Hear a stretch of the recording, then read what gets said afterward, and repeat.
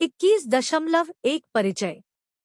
स्वतंत्रता प्राप्ति के बाद से पिछले कुछ दशकों में शिक्षा के क्षेत्र का तेजी से विस्तार हुआ है। यह विस्तार विभिन्न स्तरों पर और विभिन्न प्रकार की शिक्षा में हुआ है, न केवल सुविधाओं के संदर्भ में बल्कि विभिन्न शिक्षा स्तरों पर नामांकन के संदर्भ में भी।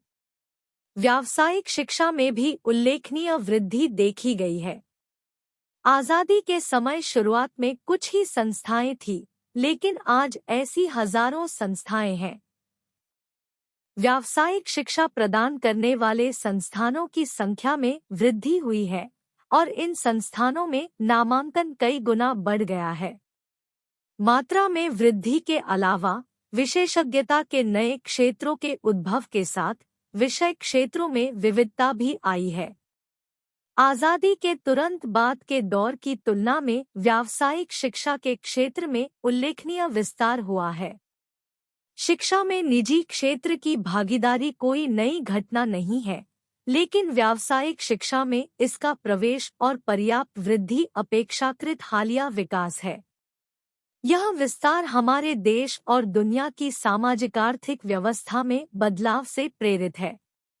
वैश्वीकृत दुनिया में नई आर्थिक व्यवस्था के पीछे प्रेरक शक्ति के रूप में ज्ञान के महत्व के बारे में जागरूकता बढ़ रही है।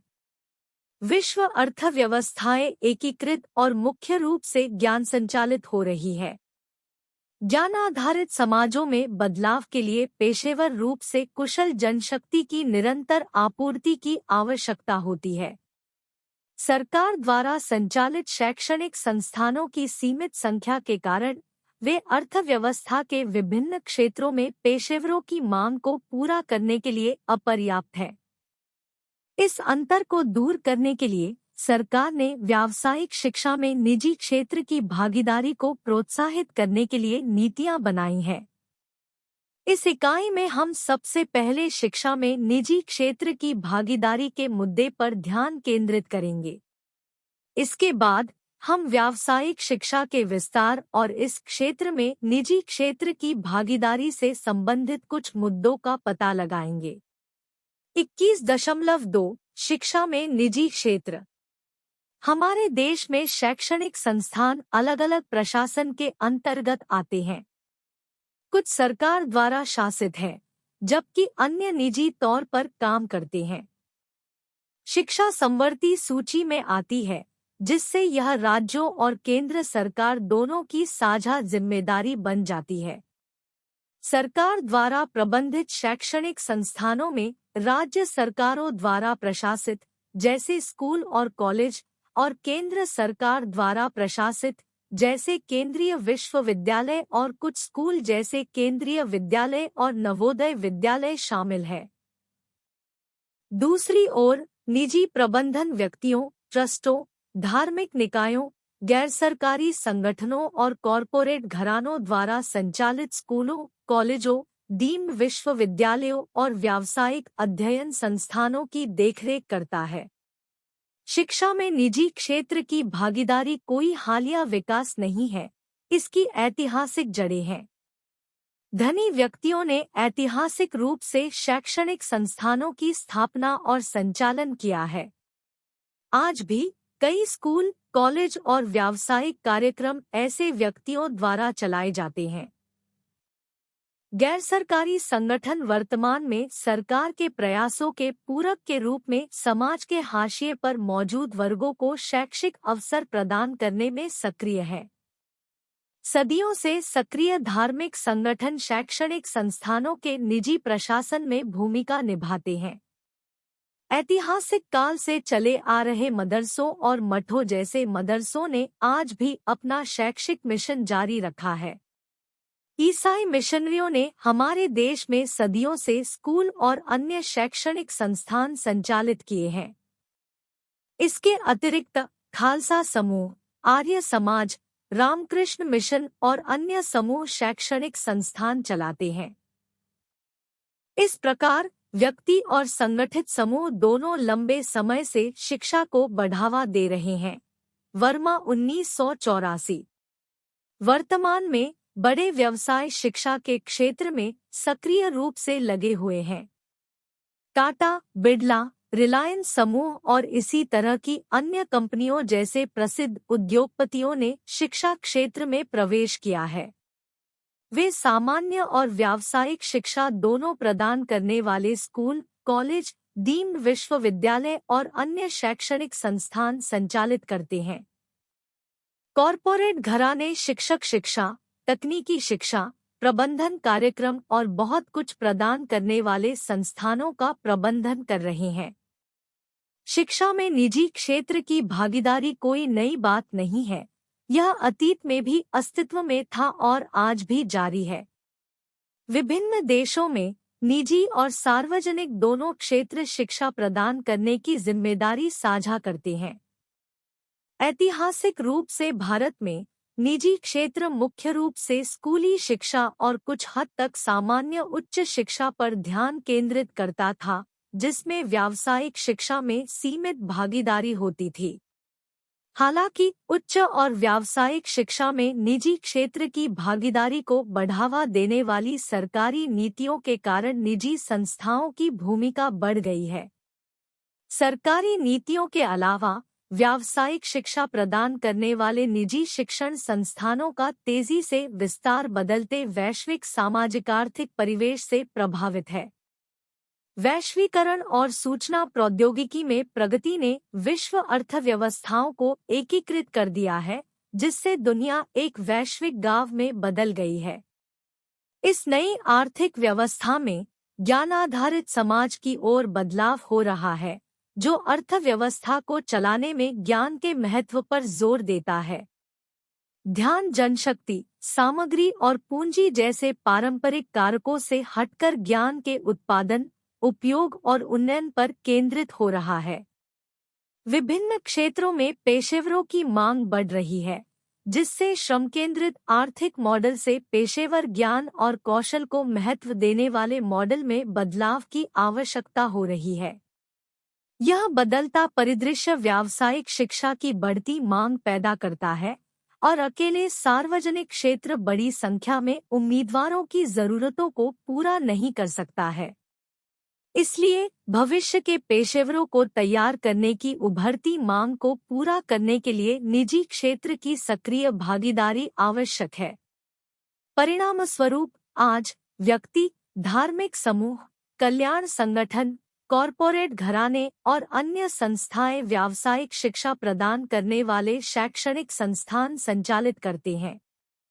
निजी शैक्षणिक संस्थानों के उदय का श्रेय, चाहे वह स्कूलों में हो या उच्च और व्यावसायिक शिक्षा में, वैश्विक शिक्षा व्यवसाय को दिया जा सकता है, जिसका मूल्य खरबों डॉलर होने का अनुमान है।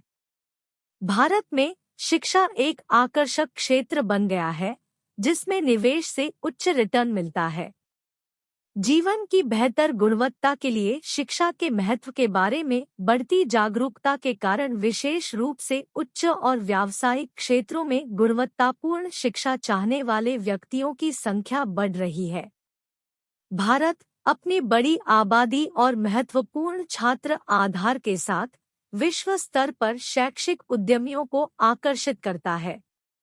सेवाओं में व्यापार पर सामान्य समझौता (GATS) शिक्षा क्षेत्र में बहुराष्ट्रीय निगमों के प्रवेश की सुविधा प्रदान करता है, क्योंकि विश्व अर्थव्यवस्थाएं विदेशी शैक्षिक सेवाओं के लिए खुलती हैं।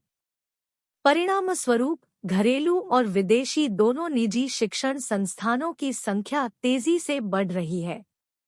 शिक्षा में निजी क्षेत्र की भागीदारी बढ़ रही है, विशेषकर व्यावसायिक शिक्षा में, जिसमें हाल के वर्षों में तेजी से वृद्धि देखी गई है।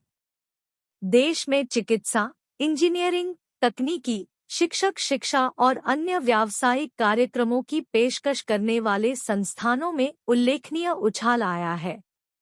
चिंतन और कार्य 21.1 व्यावसायिक संस्थानों को संचालित करने वाले विभिन्न प्रकार के प्रबंधन को मोटे तौर पर वर्गीकृत करें।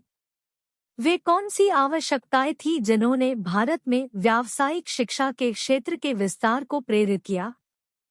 शीर्षक: चिंतन और कार्य 21.1 व्यावसायिक संस्थानों में प्रबंधन के प्रकार और भारत में व्यावसायिक शिक्षा का विस्तार। परिचय। इग्नू में एक छात्र के रूप में मुझे प्रतिबिंब और कार्रवाई 21.1 का काम सौंपा गया है। मुझे पेशेवर संस्थानों को संचालित करने वाले विभिन्न प्रकार के प्रबंधन का पता लगाने और वर्गीकृत करने के लिए प्रेरित किया गया है। इसके अतिरिक्त मुझे उन जरूरतों पर भी गौर करना है जिनके कारण भारत में व्यावसायिक शिक्षा के क्षेत्र का पर्याप्त विस्तार हुआ। व्यावसायिक संस्थानों में प्रबंधन के प्रकार।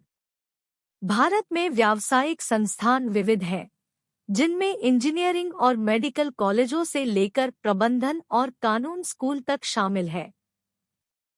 इन संस्थानों के प्रबंधन को मोटे तौर पर दो मुख्य श्रेणियों में वर्गीकृत किया जा सकता है: सरकार प्रबंधित और निजी प्रबंधित संस्थान।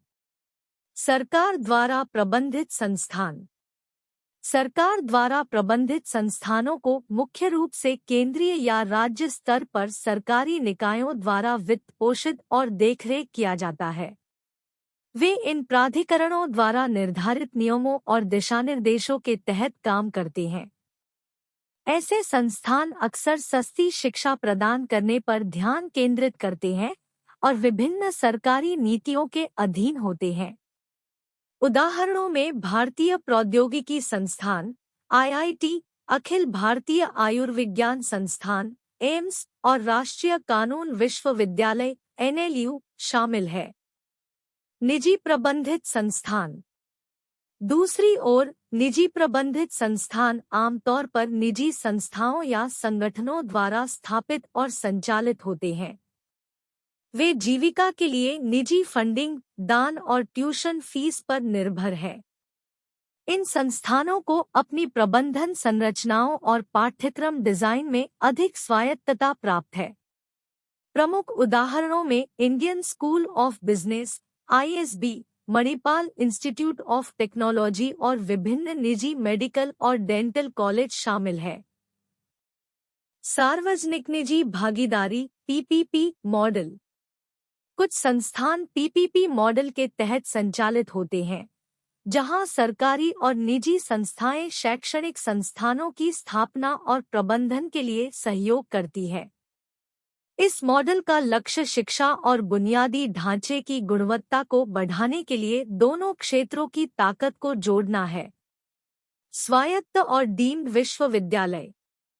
स्वायत्त या डीम्ड विश्वविद्यालयों के रूप में मान्यता प्राप्त कुछ व्यावसायिक संस्थानों को अपना स्वयं का पाठ्यक्रम डिजाइन करने, प्रवेश मानदंड निर्धारित करने और परीक्षा आयोजित करने का अधिकार है।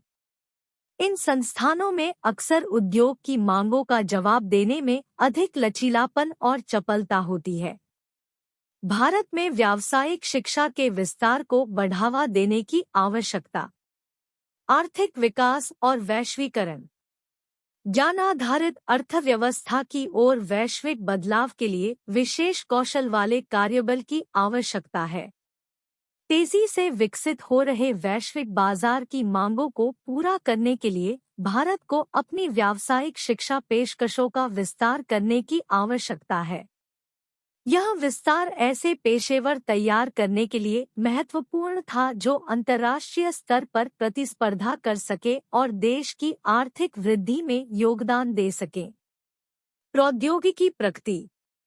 प्रौद्योगिकी में तेजी से प्रगति ने उद्योगों को बदल दिया है, जिससे विशेष तकनीकी कौशल वाले पेशेवरों की मांग पैदा हो रही है। सूचना प्रौद्योगिकी, जैव प्रौद्योगिकी और इंजीनियरिंग जैसे क्षेत्रों में नवीनतम ज्ञान और कौशल से लैस स्नातक तैयार करने के लिए व्यावसायिक शिक्षा का विस्तार आवश्यक था। कैरियर विकल्पों का विविधीकरण। कैरियर विकल्पों के विविधीकरण के साथ विभिन्न क्षेत्रों में विशेष शिक्षा की आवश्यकता बढ़ रही थी। प्रबंधन, स्वास्थ्य देखभाल, कानून और डिजाइन जैसे क्षेत्रों में करियर बनाने के इच्छुक छात्रों की विशिष्ट आवश्यकताओं को पूरा करने के लिए व्यावसायिक शिक्षा संस्थान उभरे। उद्योग सहयोग और अनुसंधान। व्यावसायिक शिक्षा संस्थान अनुसंधान और नवाचार को बढ़ावा देने में महत्वपूर्ण भूमिका निभाते हैं।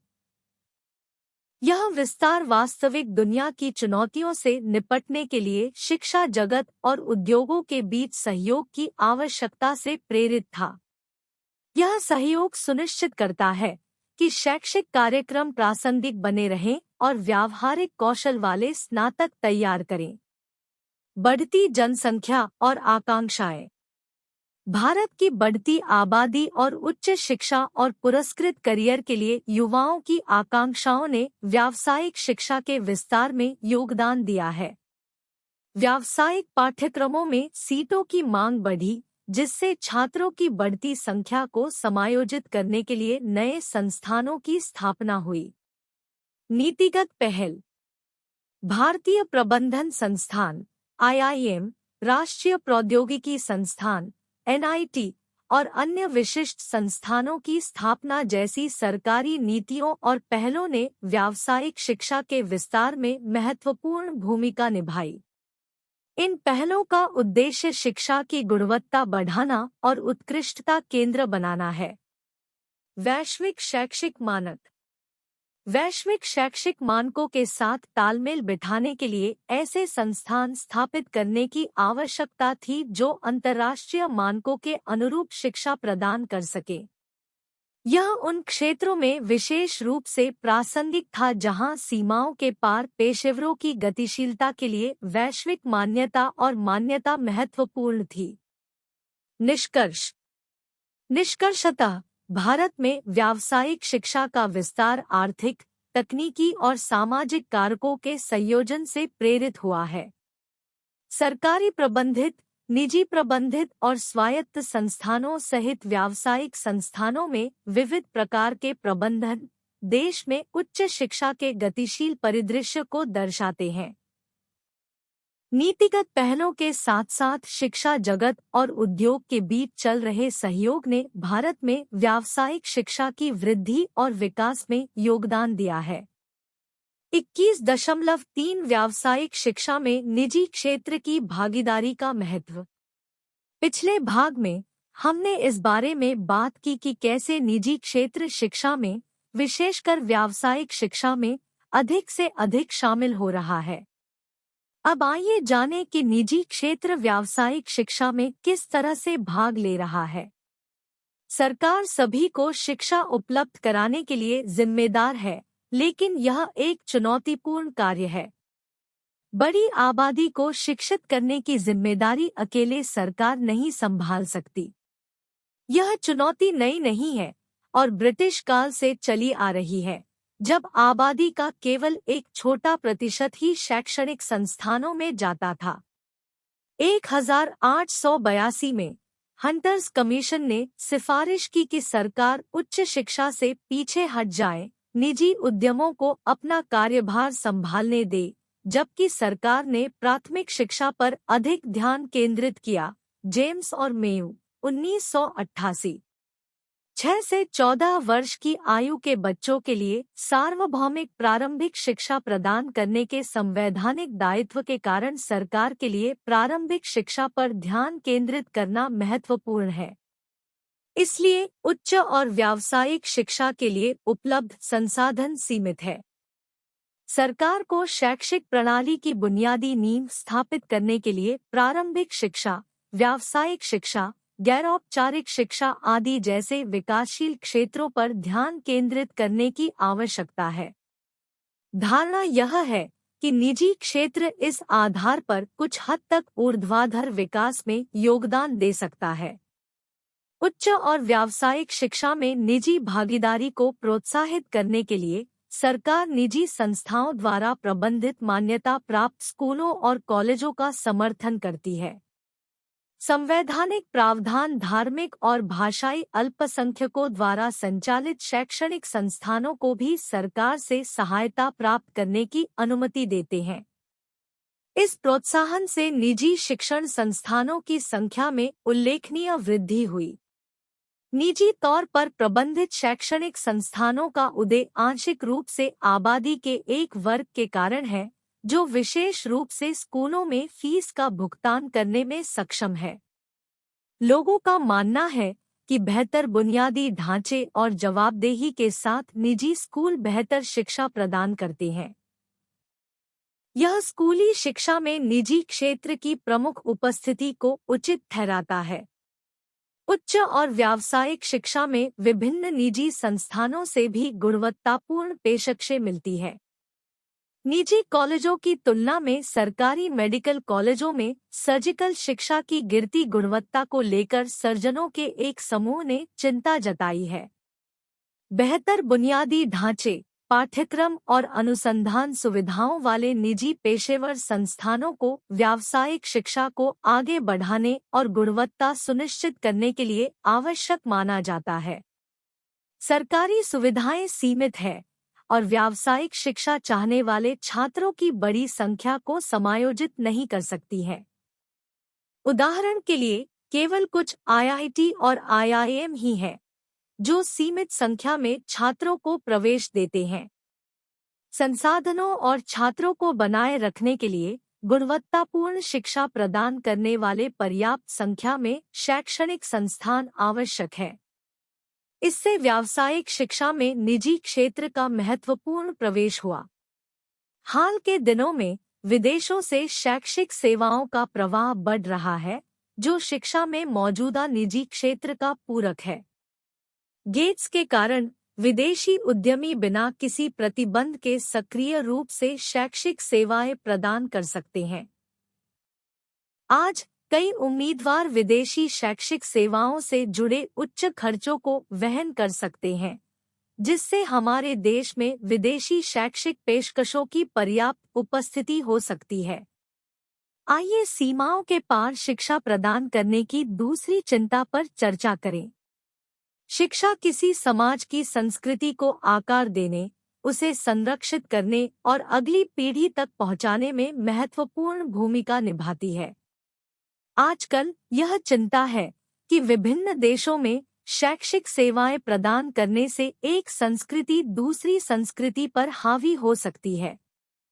हम जानते हैं कि वैश्विक अर्थव्यवस्था में विकसित देशों की बड़ी भूमिका है, जबकि विकासशील देश अभी भी मूल तक पहुंचने की दिशा में काम कर रहे हैं। शिक्षा में अन्य वस्तुओं और सेवाओं की तरह यह चिंता है कि यह ज्यादातर विकसित पश्चिमी देशों से विकासशील देशों की ओर प्रवाहित होगी। दूरस्थ शिक्षा में भी डिजिटल विभाजन तकनीकी रूप से उन्नत देशों को मुख्य प्रदाता और कम उन्नत देशों को प्राप्तकर्ता बनाता है। डर यह है कि विदेशी शिक्षा सांस्कृतिक साम्राज्यवाद ला सकती है, जिसे नवोपनिवेशवाद भी कहा जाता है। इससे सांस्कृतिक प्रभुत्व हो सकता है और कुछ हद तक सांस्कृतिक तत्वों के मिश्रण के कारण सांस्कृतिक समरूपीकरण हो सकता है, जिसके परिणामस्वरूप विशिष्टता और विविधता का नुकसान हो सकता है। इन चिंताओं को दूर करने के लिए किसी देश के भीतर पर्याप्त शैक्षिक सुविधाएं होना महत्वपूर्ण है। विदेशों से शिक्षा के आयात को संतुलित करने के लिए निजी और सार्वजनिक क्षेत्रों को मिलकर काम करने की जरूरत है। सरकार की बजट बाधाओं के कारण शिक्षा में निजी क्षेत्र की भागीदारी आवश्यक है। व्यावसायिक शिक्षा की बढ़ती मांग और सरकार के सीमित संसाधनों को देखते हुए व्यावसायिक शिक्षा में निजी क्षेत्र की भूमिका आवश्यक है। यह उपलब्ध सुविधाओं और शैक्षिक अवसरों की मांग के बीच अंतर को पाटने में मदद करता है, जिससे देश के मानव संसाधनों के तेजी से विकास में योगदान मिलता है। चिंतन और कार्य 21.2 व्यावसायिक शिक्षा का विकास हमें संसाधनों के बहिर्प्रवाह को रोकने में कैसे मदद कर सकता है? क्या आपको लगता है कि वैश्वीकृत अर्थव्यवस्था के लिए व्यावसायिक शिक्षा का विस्तार आवश्यक है? क्यों? शीर्षक: संसाधन बहिर्प्रवाह को रोकने और वैश्विक आर्थिक विकास को बढ़ावा देने में व्यावसायिक शिक्षा की भूमिका। परिचय: व्यावसायिक शिक्षा किसी राष्ट्र के कार्यबल को आकार देने, उसकी आर्थिक वृद्धि और विकास में महत्वपूर्ण योगदान देने में महत्वपूर्ण भूमिका निभाती है। वैश्वीकृत अर्थव्यवस्था के संदर्भ में व्यावसायिक शिक्षा का विस्तार अत्यधिक आवश्यक हो जाता है। इस प्रतिबिंब का उद्देश्य यह पता लगाना है कि व्यावसायिक शिक्षा का विकास संसाधनों के बहिर्वाह को रोकने में कैसे मदद कर सकता है और वैश्विक अर्थव्यवस्था के लिए इसका विस्तार क्यों महत्वपूर्ण है। व्यावसायिक शिक्षा और संसाधन बहिर्प्रवाह। संसाधन बहिर्प्रवाह से तात्पर्य कुशल पेशेवरों के एक देश से दूसरे देश में प्रवासन से है, जिसे अक्सर प्रतिभा पलायन कहा जाता है। किसी देश के भीतर मजबूत व्यावसायिक शिक्षा के अवसरों के अभाव में व्यक्ति विदेश में बेहतर शैक्षिक और कैरियर की संभावनाओं की तलाश कर सकते हैं। इस घटना के परिणामस्वरूप घरेलू देश के लिए कुशल मानव संसाधनों की हानि होती है, जिससे इसका विकास प्रभावित होता है। प्रतिभा को बनाए रखना। व्यावसायिक शिक्षा प्रतिभा को बरकरार रखने में उत्प्रेरक का काम करती है। जब कोई देश गुणवत्तापूर्ण शिक्षा में निवेश करता है, तो वह कुशल व्यक्तियों को आकर्षित करता है और उन्हें बनाए रखता है। यदि पेशेवरों को घरेलू स्तर पर उन्नत और विशिष्ट शिक्षा के अवसर मिलते हैं, तो बेहतर शैक्षिक संभावनाओं की तलाश में उनके प्रवास की संभावना कम होती है। कौशल अंतराल को संबोधित करना। एक अच्छी तरह से विकसित व्यावसायिक शिक्षा प्रणाली किसी देश के भीतर कौशल की कमी को दूर करने में मदद करती है। विविध और विशिष्ट पाठ्यक्रमों की पेशकश करके यह सुनिश्चित करता है कि कार्यबल विभिन्न उद्योगों द्वारा मांगे गए कौशल से सुसज्जित है। इससे विदेशी विशेषज्ञता पर निर्भरता कम हो जाती है और आउटसोर्सिंग प्रतिभा की आवश्यकता कम हो जाती है। नवाचार को प्रोत्साहित करना। व्यावसायिक शिक्षा नवाचार और अनुसंधान को बढ़ावा देती है। जब व्यक्तियों के पास उन्नत शैक्षिक कार्यक्रमों तक पहुंच होती है, तो उनके अनुसंधान में संलग्न होने और अपने देश के भीतर तकनीकी प्रगति में योगदान करने की अधिक संभावना होती है। यह न केवल प्रतिभा को बरकरार रखता है, बल्कि देश को नवाचार के केंद्र के रूप में भी स्थापित करता है। आर्थिक अवसर पैदा करना। व्यावसायिक शिक्षा का विकास आर्थिक अवसर पैदा करके एक प्रभावशाली प्रभाव पैदा करता है। शिक्षण संस्थान, प्रकाशन, प्रौद्योगिकी और अनुसंधान जैसे संबद्ध उद्योगों के साथ अर्थव्यवस्था में महत्वपूर्ण योगदान देते हैं। यह बदले में रोजगार प्रदान करता है और निवेश को आकर्षित करता है, संसाधनों के बहिर्प्रवाह को रोकने में मदद करता है। वैश्वीकृत अर्थव्यवस्था में व्यावसायिक शिक्षा का विस्तार। एक वैश्वीकृत अर्थव्यवस्था में, जो अंतर्संबंध और अन्योन्याश्रितता की विशेषता है, व्यावसायिक शिक्षा का विस्तार कई कारणों से अनिवार्य है। वैश्विक मांगों को पूरा करना। वैश्वीकृत अर्थव्यवस्था एक विविध और परस्पर जुड़े मंच पर संचालित होती है। प्रभावी ढंग से भाग लेने के लिए एक राष्ट्र को ऐसे पेशेवरों की आवश्यकता होती है जो एक गतिशील और प्रतिस्पर्धी वैश्विक बाजार की मांगों को पूरा कर सकें। व्यावसायिक शिक्षा का विस्तार यह सुनिश्चित करता है कि व्यक्ति वैश्विक उद्योगों के लिए आवश्यक कौशल और ज्ञान से लैस हो। प्रतिस्पर्धात्मकता बढ़ाना। सुशिक्षित और कुशल कार्यबल वाले राष्ट्र वैश्विक बाजार में अधिक प्रतिस्पर्धी है। व्यावसायिक शिक्षा का विस्तार ऐसे पेशेवरों को तैयार करके देश की प्रतिस्पर्धात्मकता को बढ़ाता है, जो अंतर्राष्ट्रीय स्तर पर आर्थिक विकास, तकनीकी प्रगति और नवाचार में योगदान कर सकते हैं। अंतर्राष्ट्रीय सहयोग को सुगम बनाना। व्यावसायिक शिक्षा अंतर्राष्ट्रीय सहयोग के लिए एक सेतु का काम करती है। विश्व स्तर पर मान्यता प्राप्त पाठ्यक्रम प्रदान करने वाले संस्थान दुनिया के विभिन्न हिस्सों से छात्रों और पेशेवरों को आकर्षित करते हैं। यह सांस्कृतिक आदान प्रदान न केवल सीखने के अनुभव को समृद्ध करता है, बल्कि वैश्विक नेटवर्क और सहयोग को भी बढ़ावा देता है, जिससे अंतर्राष्ट्रीय संबंध मजबूत होते हैं। तकनीकी परिवर्तनों को अपनाना। तकनीकी प्रगति की तीव्र गति वैश्वीकृत अर्थव्यवस्था की पहचान है।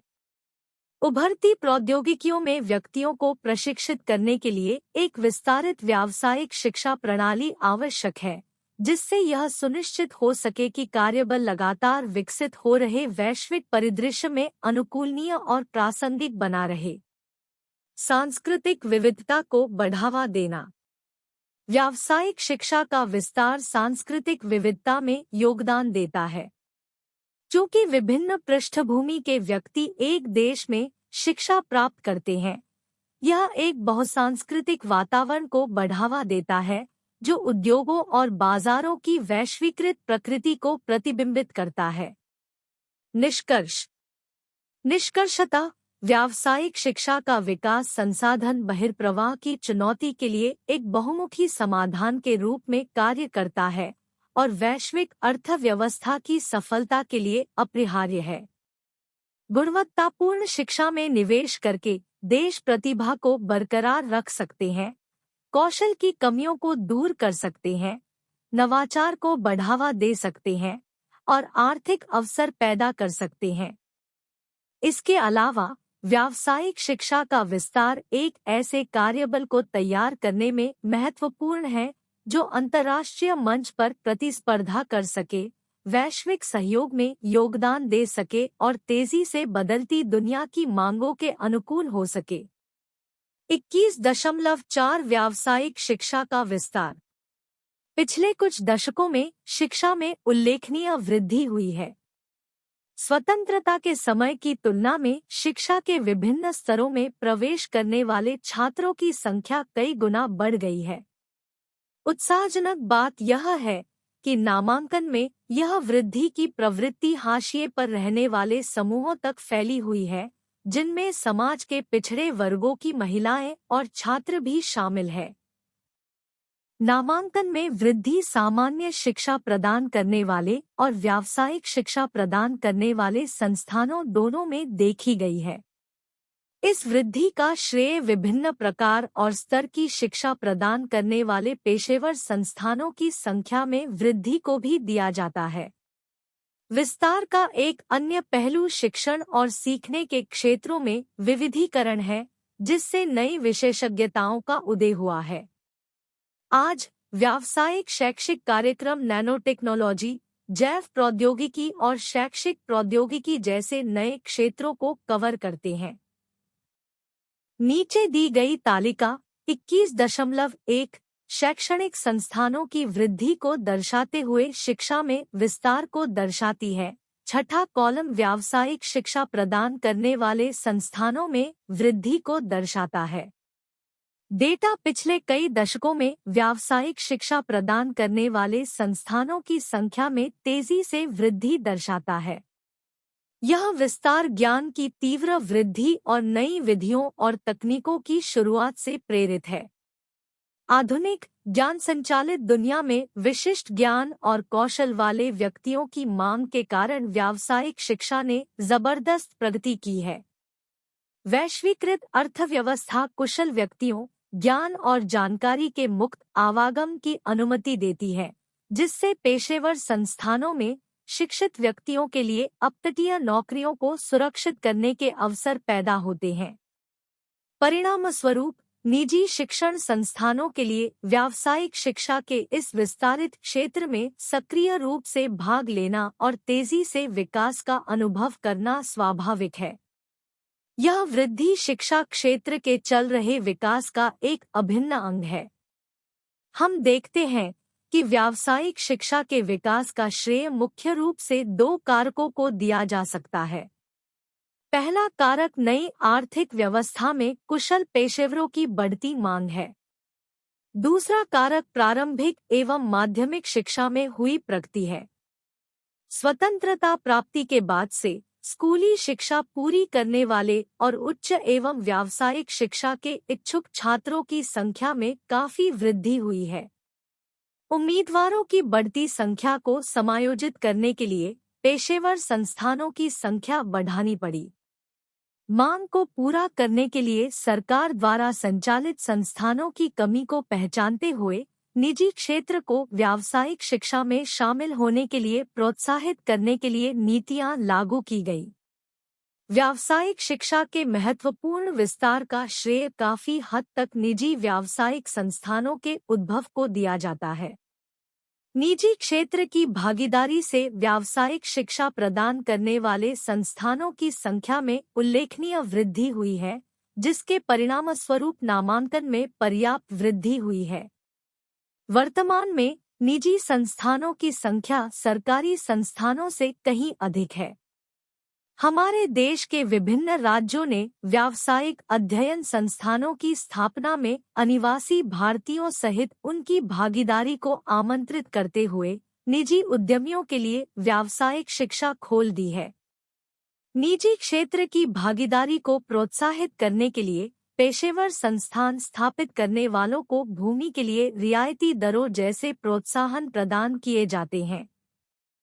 चिंतन और कार्य 21.3 व्यावसायिक शिक्षा संस्थानों, विशेषकर प्रौद्योगिकी आधारित शिक्षा प्रदान करने वाले संस्थानों में महिलाओं के कम प्रतिनिधित्व के बारे में आपका क्या विचार है? इस संबंध में आप क्या कदम सुझाते हैं?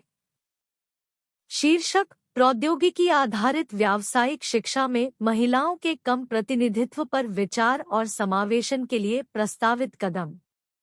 परिचय: व्यावसायिक शिक्षा संस्थानों, विशेष रूप से प्रौद्योगिकी आधारित पाठ्यक्रम प्रदान करने वाले संस्थानों में महिलाओं के कम प्रतिनिधित्व को संबोधित करने के लिए इस मुद्दे की बहुमुखी प्रकृति को पहचानना आवश्यक है। विभिन्न क्षेत्रों में लैंगिक समानता में प्रगति के बावजूद STEM, विज्ञान, प्रौद्योगिकी, इंजीनियरिंग और गणित विषयों में महिलाओं का प्रतिनिधित्व काफी कम है। इग्नू के एक छात्र के रूप में मुझे यह विषय विशेष रूप से प्रासंगिक लगता है और यह महिलाओं को प्रौद्योगिकी आधारित शिक्षा प्राप्त करने में आने वाली बाधाओं और अधिक समावेशी शिक्षण वातावरण को बढ़ावा देने के लिए उठाए जा सकने वाले कदमों पर विचार करने के लिए प्रेरित करता है। प्रौद्योगिकी आधारित शिक्षा में महिलाओं की भागीदारी में बाधाएं। प्रौद्योगिकी आधारित व्यावसायिक शिक्षा में महिलाओं का कम प्रतिनिधित्व सामाजिक, सांस्कृतिक और संस्थागत कारकों की जटिल परस्पर क्रिया से प्रभावित है। गहरी जड़ें जमा चुकी रूढ़िवादिता और सामाजिक अपेक्षाएं अक्सर लड़कियों को कम उम्र से ही STEM क्षेत्रों में करियर बनाने से हतोत्साहित करती है। इसके अतिरिक्त लैंगिक पूर्वाग्रह और भेदभाव शैक्षणिक संस्थानों, कार्यस्थलों और यहाँ तक कि पाठ्यक्रम के भीतर भी बना रहता है। सामाजिक रूढ़ियां और अपेक्षाएं। सांस्कृतिक अपेक्षाएं और रूढ़ियां व्यक्तियों को कुछ कैरियर पथों की ओर ले जाने या उनसे दूर ले जाने में महत्वपूर्ण भूमिका निभाती है। यह धारणा कि प्रौद्योगिकी संबंधी क्षेत्र पुरुषों के लिए अधिक उपयुक्त है, महिलाओं को इन क्षेत्रों में खोज करने के लिए प्रोत्साहन की कमी में योगदान देता है। अधिक समावेशी वातावरण को बढ़ावा देने के लिए इन रूढ़िवादिता को चुनौती देना महत्वपूर्ण है। शैक्षणिक संस्थानों में लिंग पूर्वाग्रह। शैक्षणिक संस्थान कभी-कभी अनजाने में लैंगिक पूर्वाग्रह को कायम रखते हैं।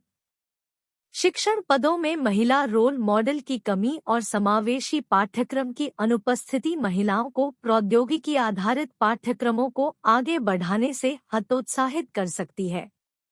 शिक्षकों के बीच विविधता को बढ़ावा देना और यह सुनिश्चित करना आवश्यक है कि पाठ्यक्रम सामग्री विविध दृष्टिकोणों को प्रतिबिंबित करे। कार्यस्थल पर भेदभाव। जो महिलाएं शैक्षिक बाधाओं को पार करने और कार्यबल में प्रवेश करने में सफल होती हैं, उन्हें अक्सर भेदभाव और करियर में उन्नति के अवसरों की कमी का सामना करना पड़ता है। यह इच्छुक महिला पेशेवरों को प्रौद्योगिकी संबंधित क्षेत्रों में प्रवेश करने या रहने से हतोत्साहित करता है। इन व्यवसायों में महिलाओं को बनाए रखने के लिए एक सहायक और समान कार्यस्थल बनाना महत्वपूर्ण है। कम प्रतिनिधित्व को संबोधित करने के लिए कदम। शैक्षिक सुधार। इग्नू सहित शैक्षणिक संस्थान लैंगिक असमानताओं को दूर करने के लिए सक्रिय कदम उठा सकते हैं। इसमें पाठ्यक्रम को अधिक लिंगसमावेशी बनाने के लिए संशोधित करना, संकाय सदस्यों के बीच महिला प्रतिनिधित्व को बढ़ावा देना और पाठ्यक्रम सामग्री में विविध दृष्टिकोण को शामिल करना शामिल है। महिलाओं को एसटीएम शिक्षा प्राप्त करने के लिए प्रोत्साहित करने के लिए विशेष पहल और छात्रवृत्तियां शुरू की जा सकती हैं। प्रारंभिक प्रदर्शन और जागरूकता कार्यक्रम रूढ़िवादिता को चुनौती देने और लड़कियों को प्रौद्योगिकी आधारित करियर पर विचार करने के लिए प्रोत्साहित करने के लिए एसटीएम विषयों का प्रारंभिक ज्ञान महत्वपूर्ण है। इग्नू आउटरीच कार्यक्रमों को लागू करने के लिए स्कूलों के साथ सहयोग कर सकता है, जो व्यावहारिक अनुभव प्रदान करते हैं और एसटीएम क्षेत्रों में सफल महिलाओं को प्रदर्शित करते हैं। इससे इन क्षेत्रों में लिंग विशिष्ट क्षमताओं के बारे में मिथकों को दूर करने में मदद मिल सकती है। परामर्श कार्यक्रम इग्नू के भीतर मेंटरशिप कार्यक्रम स्थापित करने से महिला छात्रों को मार्गदर्शन, सहायता और रोल मॉडल प्रदान किए जा सकते हैं। उन्हें उन सफल महिलाओं से जोड़ना जिन्होंने प्रौद्योगिकी आधारित व्यवसायों में उत्कृष्टता हासिल की है, मूल्यवान अंतर्दृष्टि और प्रेरणा प्रदान कर सकते हैं, जिससे इन क्षेत्रों में अपनेपन की भावना पैदा करने में मदद मिलेगी। संकाय में लैंगिक विविधता को बढ़ावा देना एक शैक्षणिक संस्थान के रूप में इग्नू को अपने संकाय सदस्यों के बीच लैंगिक विविधता के लिए सक्रिय रूप से प्रयास करना चाहिए। एक समावेशी नियुक्ति प्रक्रिया को बढ़ावा देकर और एक सहायक वातावरण बनाकर विश्वविद्यालय अन्य संस्थानों के लिए एक उदाहरण स्थापित कर सकता है।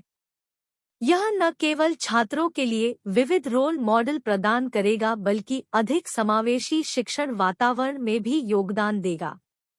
उद्योग के साथ साझेदारी उद्योग भागीदारों के साथ सहयोग करने से इंटर्नशिप, अनुसंधान के अवसर और नेटवर्किंग कार्यक्रमों के रास्ते खुल सकते हैं, जो विशेष रूप से महिला छात्रों को लक्षित करते हैं। प्रौद्योगिकी आधारित उद्योगों में छात्रों और पेशेवरों के बीच संबंधों को सुविधाजनक बनाकर इग्नू शिक्षा जगत और कार्यबल के बीच अंतर को पाटने में मदद कर सकता है। समान अवसरों की वकालत इग्नू प्रौद्योगिकी क्षेत्र में समान अवसरों की वकालत करने में भूमिका निभा सकता है। नीति निर्माताओं, उद्योग जगत के नेताओं और अन्य शैक्षणिक संस्थानों के साथ चर्चा में शामिल होकर विश्वविद्यालय व्यावसायिक शिक्षा में लैंगिक समानता पर व्यापक बातचीत में योगदान दे सकता है। निष्कर्षतः प्रौद्योगिकी आधारित व्यावसायिक शिक्षा में महिलाओं का कम प्रतिनिधित्व एक बहुआयामी मुद्दा है, जो इग्नू जैसे शैक्षणिक संस्थानों से व्यापक और ठोस प्रयासों की मांग करता है। सामाजिक रूढ़िवादिता को संबोधित करके शैक्षिक सुधारों को लागू करने, परामर्श कार्यक्रमों को बढ़ावा देने, संकाय में लिंग विविधता को बढ़ावा देने और उद्योग भागीदारों के साथ सहयोग करके इग्नू प्रौद्योगिकी आधारित क्षेत्रों में महिलाओं के लिए अधिक समावेशी वातावरण बनाने में महत्वपूर्ण योगदान दे सकता है। यह न केवल सामाजिक न्याय का मामला है, बल्कि समग्र रूप से प्रौद्योगिकी और समाज की उन्नति के लिए विविध प्रतिभाओं की पूरी क्षमता का उपयोग करना एक रणनीतिक अनिवार्यता भी है। इन ठोस प्रयासों के माध्यम से इग्नू व्यावसायिक शिक्षा के क्षेत्र में अधिक न्यायसंगत और समावेशी भविष्य का मार्ग प्रशस्त कर सकता है। 21.5 व्यावसायिक शिक्षा में निजी क्षेत्र। आज हमारे पास विभिन्न प्रकार के व्यावसायिक शिक्षण संस्थान हैं। एक प्रकार का प्रबंधन सरकार द्वारा किया जाता है, जैसे सरकार द्वारा संचालित शिक्षक शिक्षा संस्थान और तकनीकी शिक्षा प्रदान करने वाले संस्थान।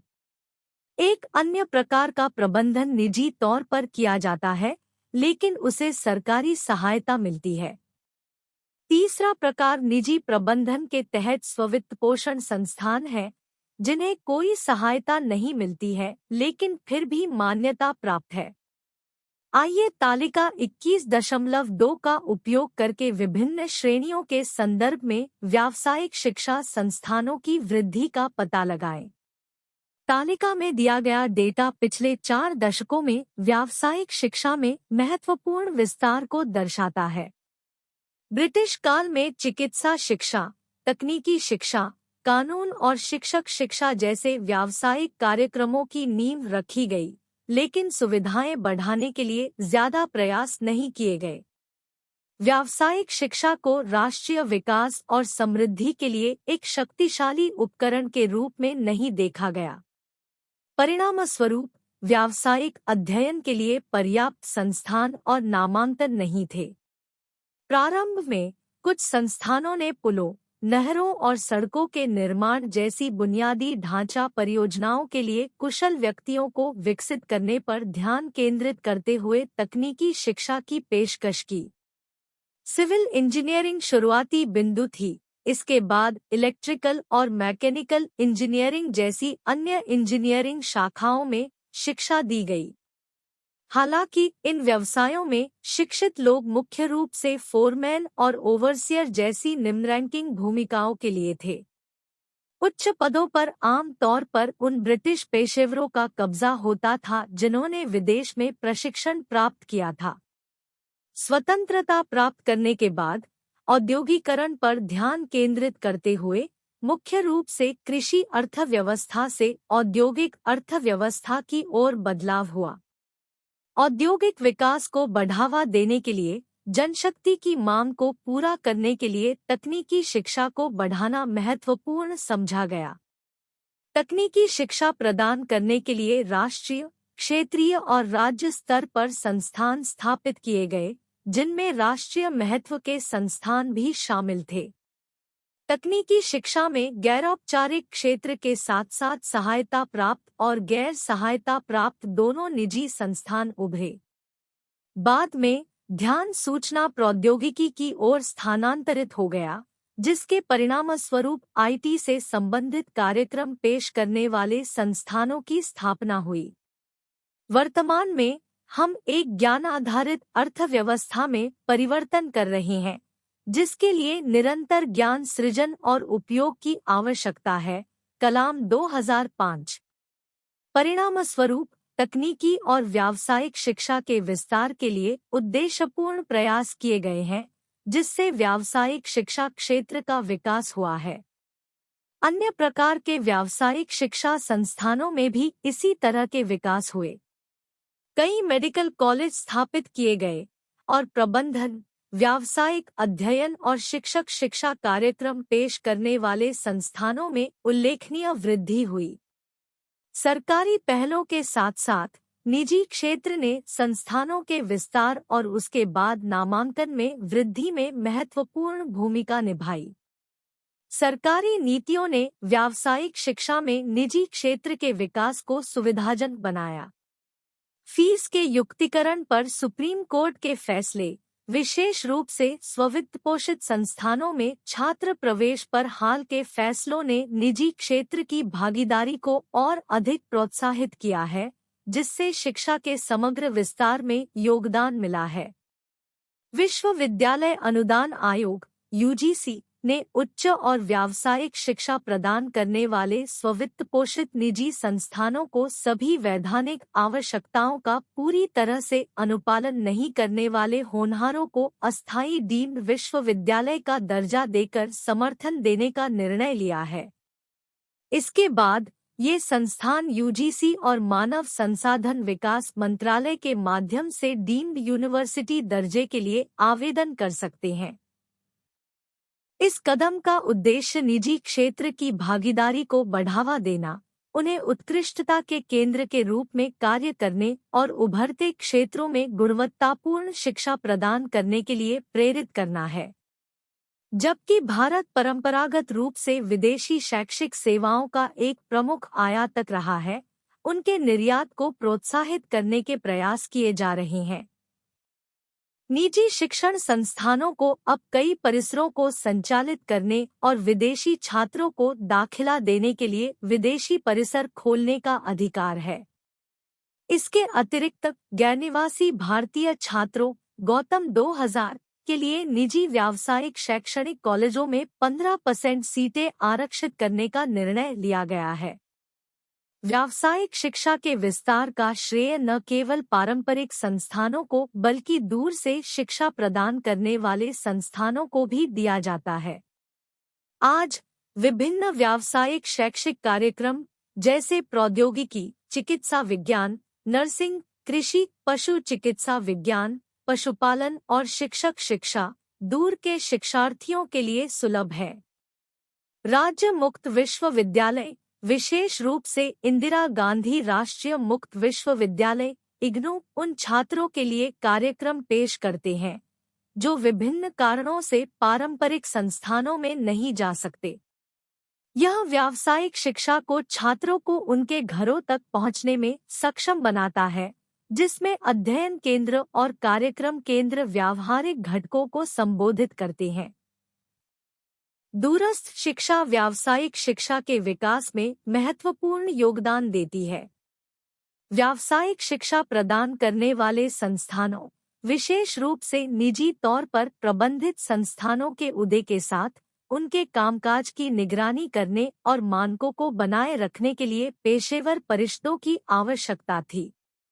1948 में एक सलाहकार निकाय के रूप में स्थापित अखिल भारतीय तकनीकी शिक्षा परिषद AICTE को 1988 में वैधानिक अधिकार प्राप्त हुआ। यह योजना बनाने, मानदंड तैयार करने, मान्यता सुनिश्चित करने और तकनीकी और प्रबंधन शिक्षा के विकास के समन्वय के लिए जिम्मेदार है। फार्मेसी और वास्तुकला कार्यक्रम पेश करने वाले संस्थानों के लिए उनके कामकाज की देखरेख करने वाली संबंधित परिषदें हैं। राष्ट्रीय अध्यापक शिक्षा परिषद NCTE एक वैधानिक निकाय है जो देश भर में शिक्षक शिक्षा के नियोजित और समन्वित विकास की सुविधा प्रदान करती है, मानदंड तैयार करती है और शिक्षक शिक्षा संस्थानों द्वारा उनका पालन सुनिश्चित करती है।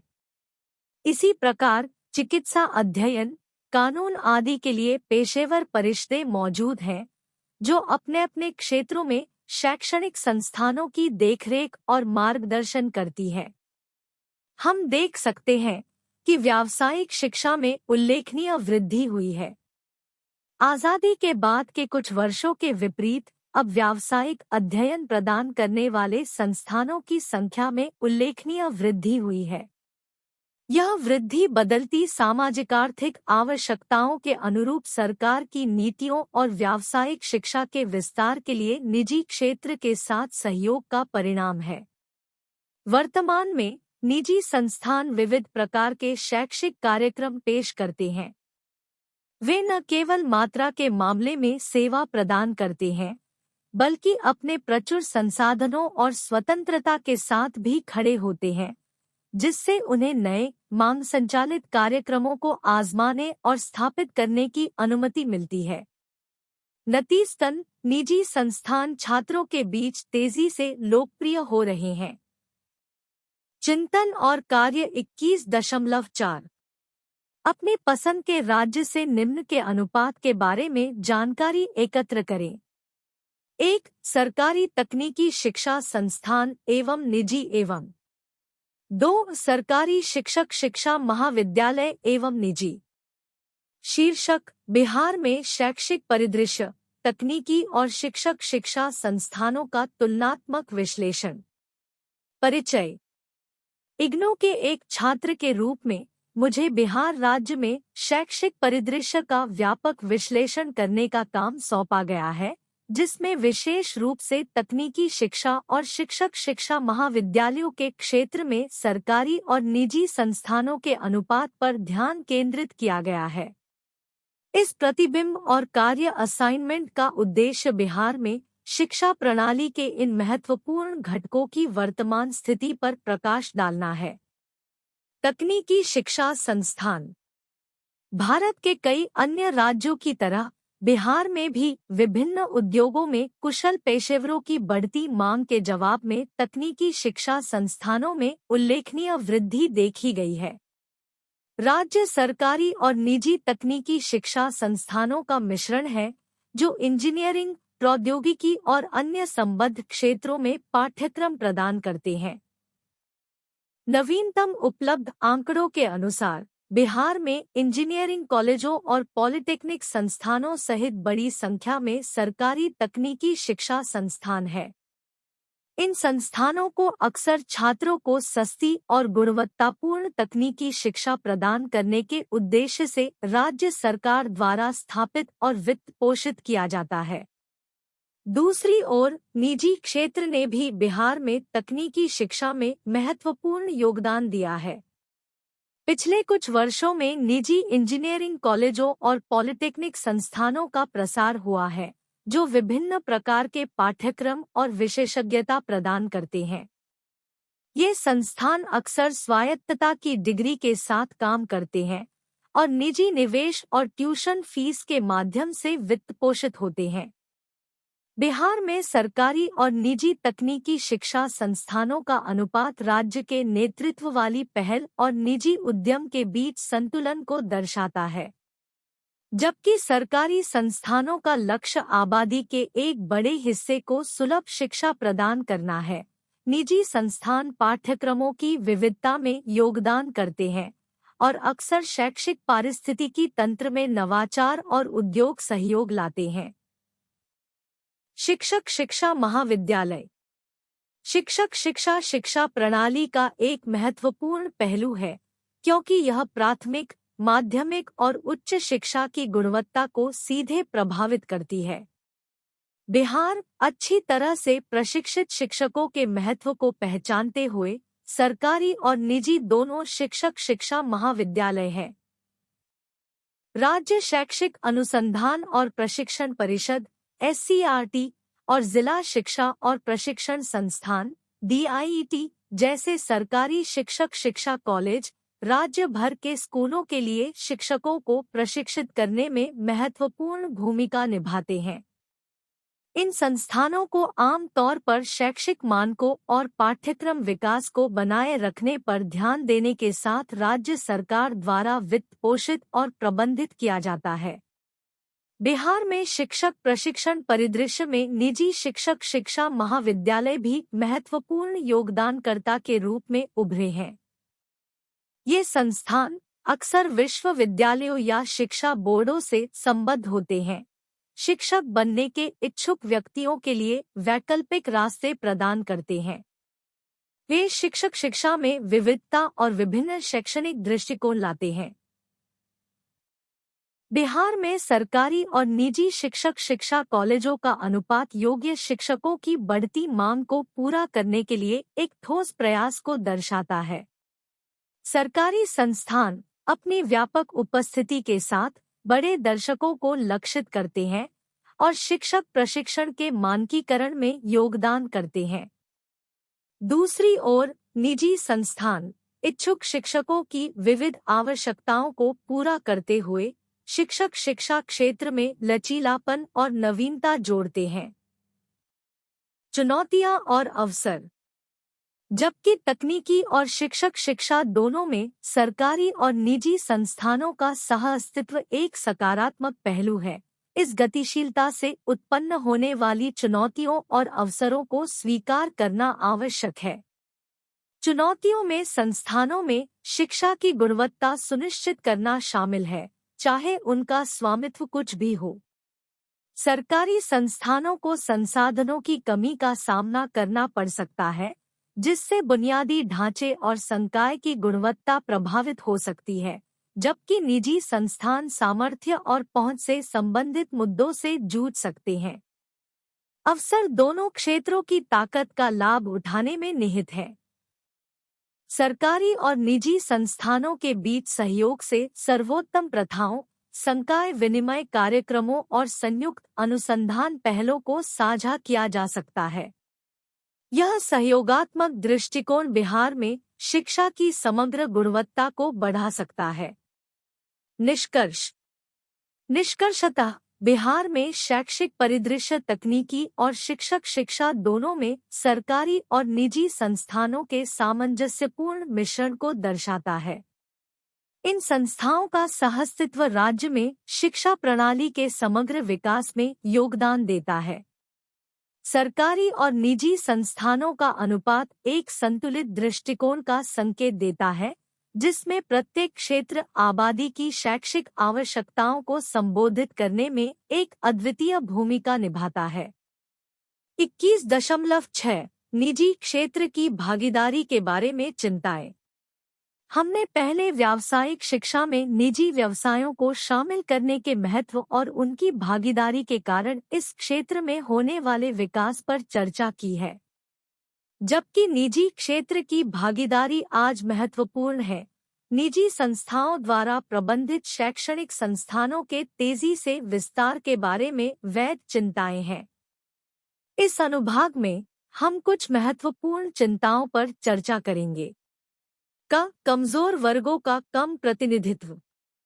शैक्षिक सुविधाओं का विस्तार संतोषजनक माने जाने के लिए व्यापक होना चाहिए। हालांकि व्यावसायिक शिक्षा संस्थानों में नामांकन के मामले में समाज के कुछ वर्ग अभी भी पीछे हैं। इन संस्थानों में ग्रामीण क्षेत्रों के लोगों, पिछड़े समुदायों के लोगों और महिला छात्रों को पर्याप्त प्रतिनिधित्व नहीं है। शिक्षा के सभी स्तरों पर महिलाओं की भागीदारी 50% से कम रहती है और व्यावसायिक शिक्षा प्रदान करने वाले संस्थानों में भी यही स्थिति बनी रहती है। कम महिला नामांकन के अलावा उच्च माध्यमिक स्तर और उससे आगे, विशेषकर विज्ञान और तकनीकी पाठ्यक्रमों में लड़कियों के काफी कम नामांकन की एक उल्लेखनीय प्रवृत्ति है।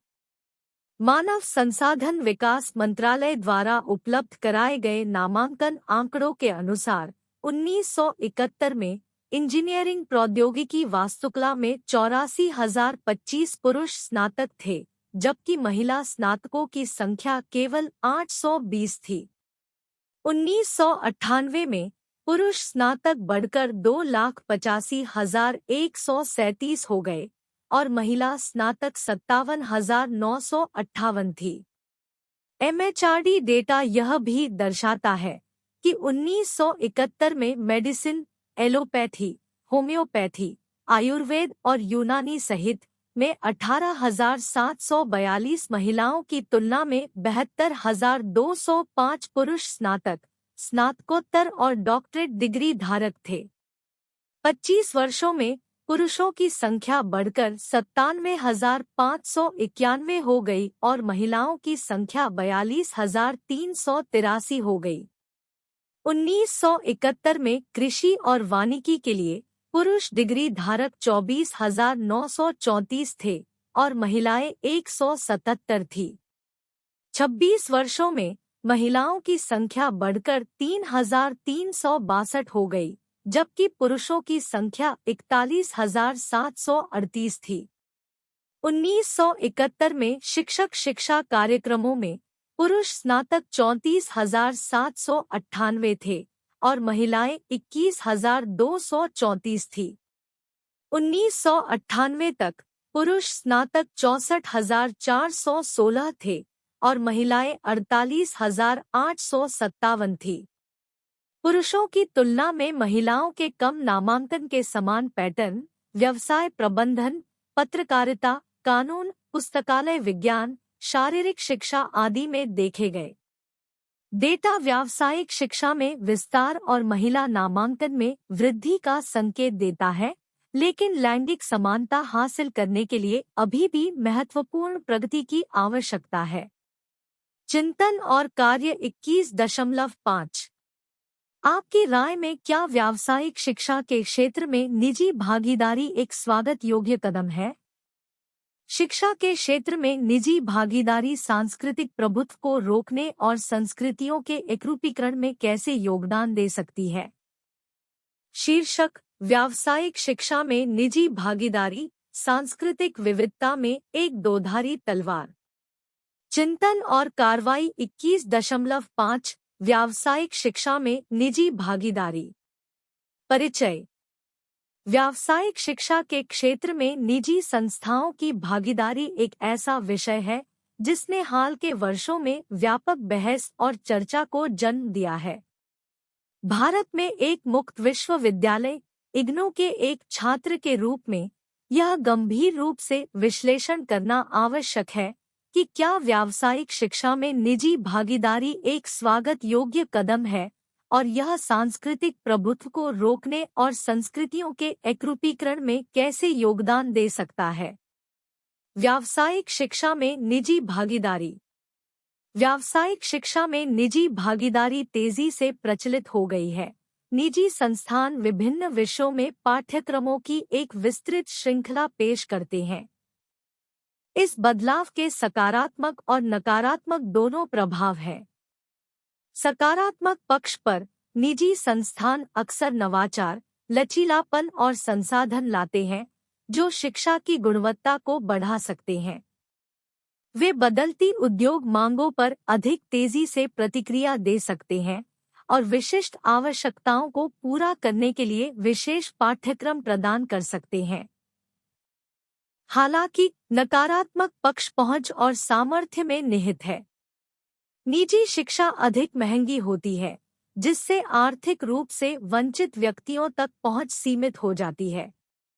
यह सामाजिक न्याय और समावेशिता पर सवाल उठाता है, जो भारत जैसे विविधतापूर्ण देश में एक गंभीर चिंता का विषय है। सांस्कृतिक प्रभुत्व और समरूपीकरण। निजी भागीदारी सहित शिक्षा के वैश्वीकरण से जुड़ी प्रमुख चिंताओं में से एक सांस्कृतिक प्रभुत्व और समरूपीकरण की संभावना है।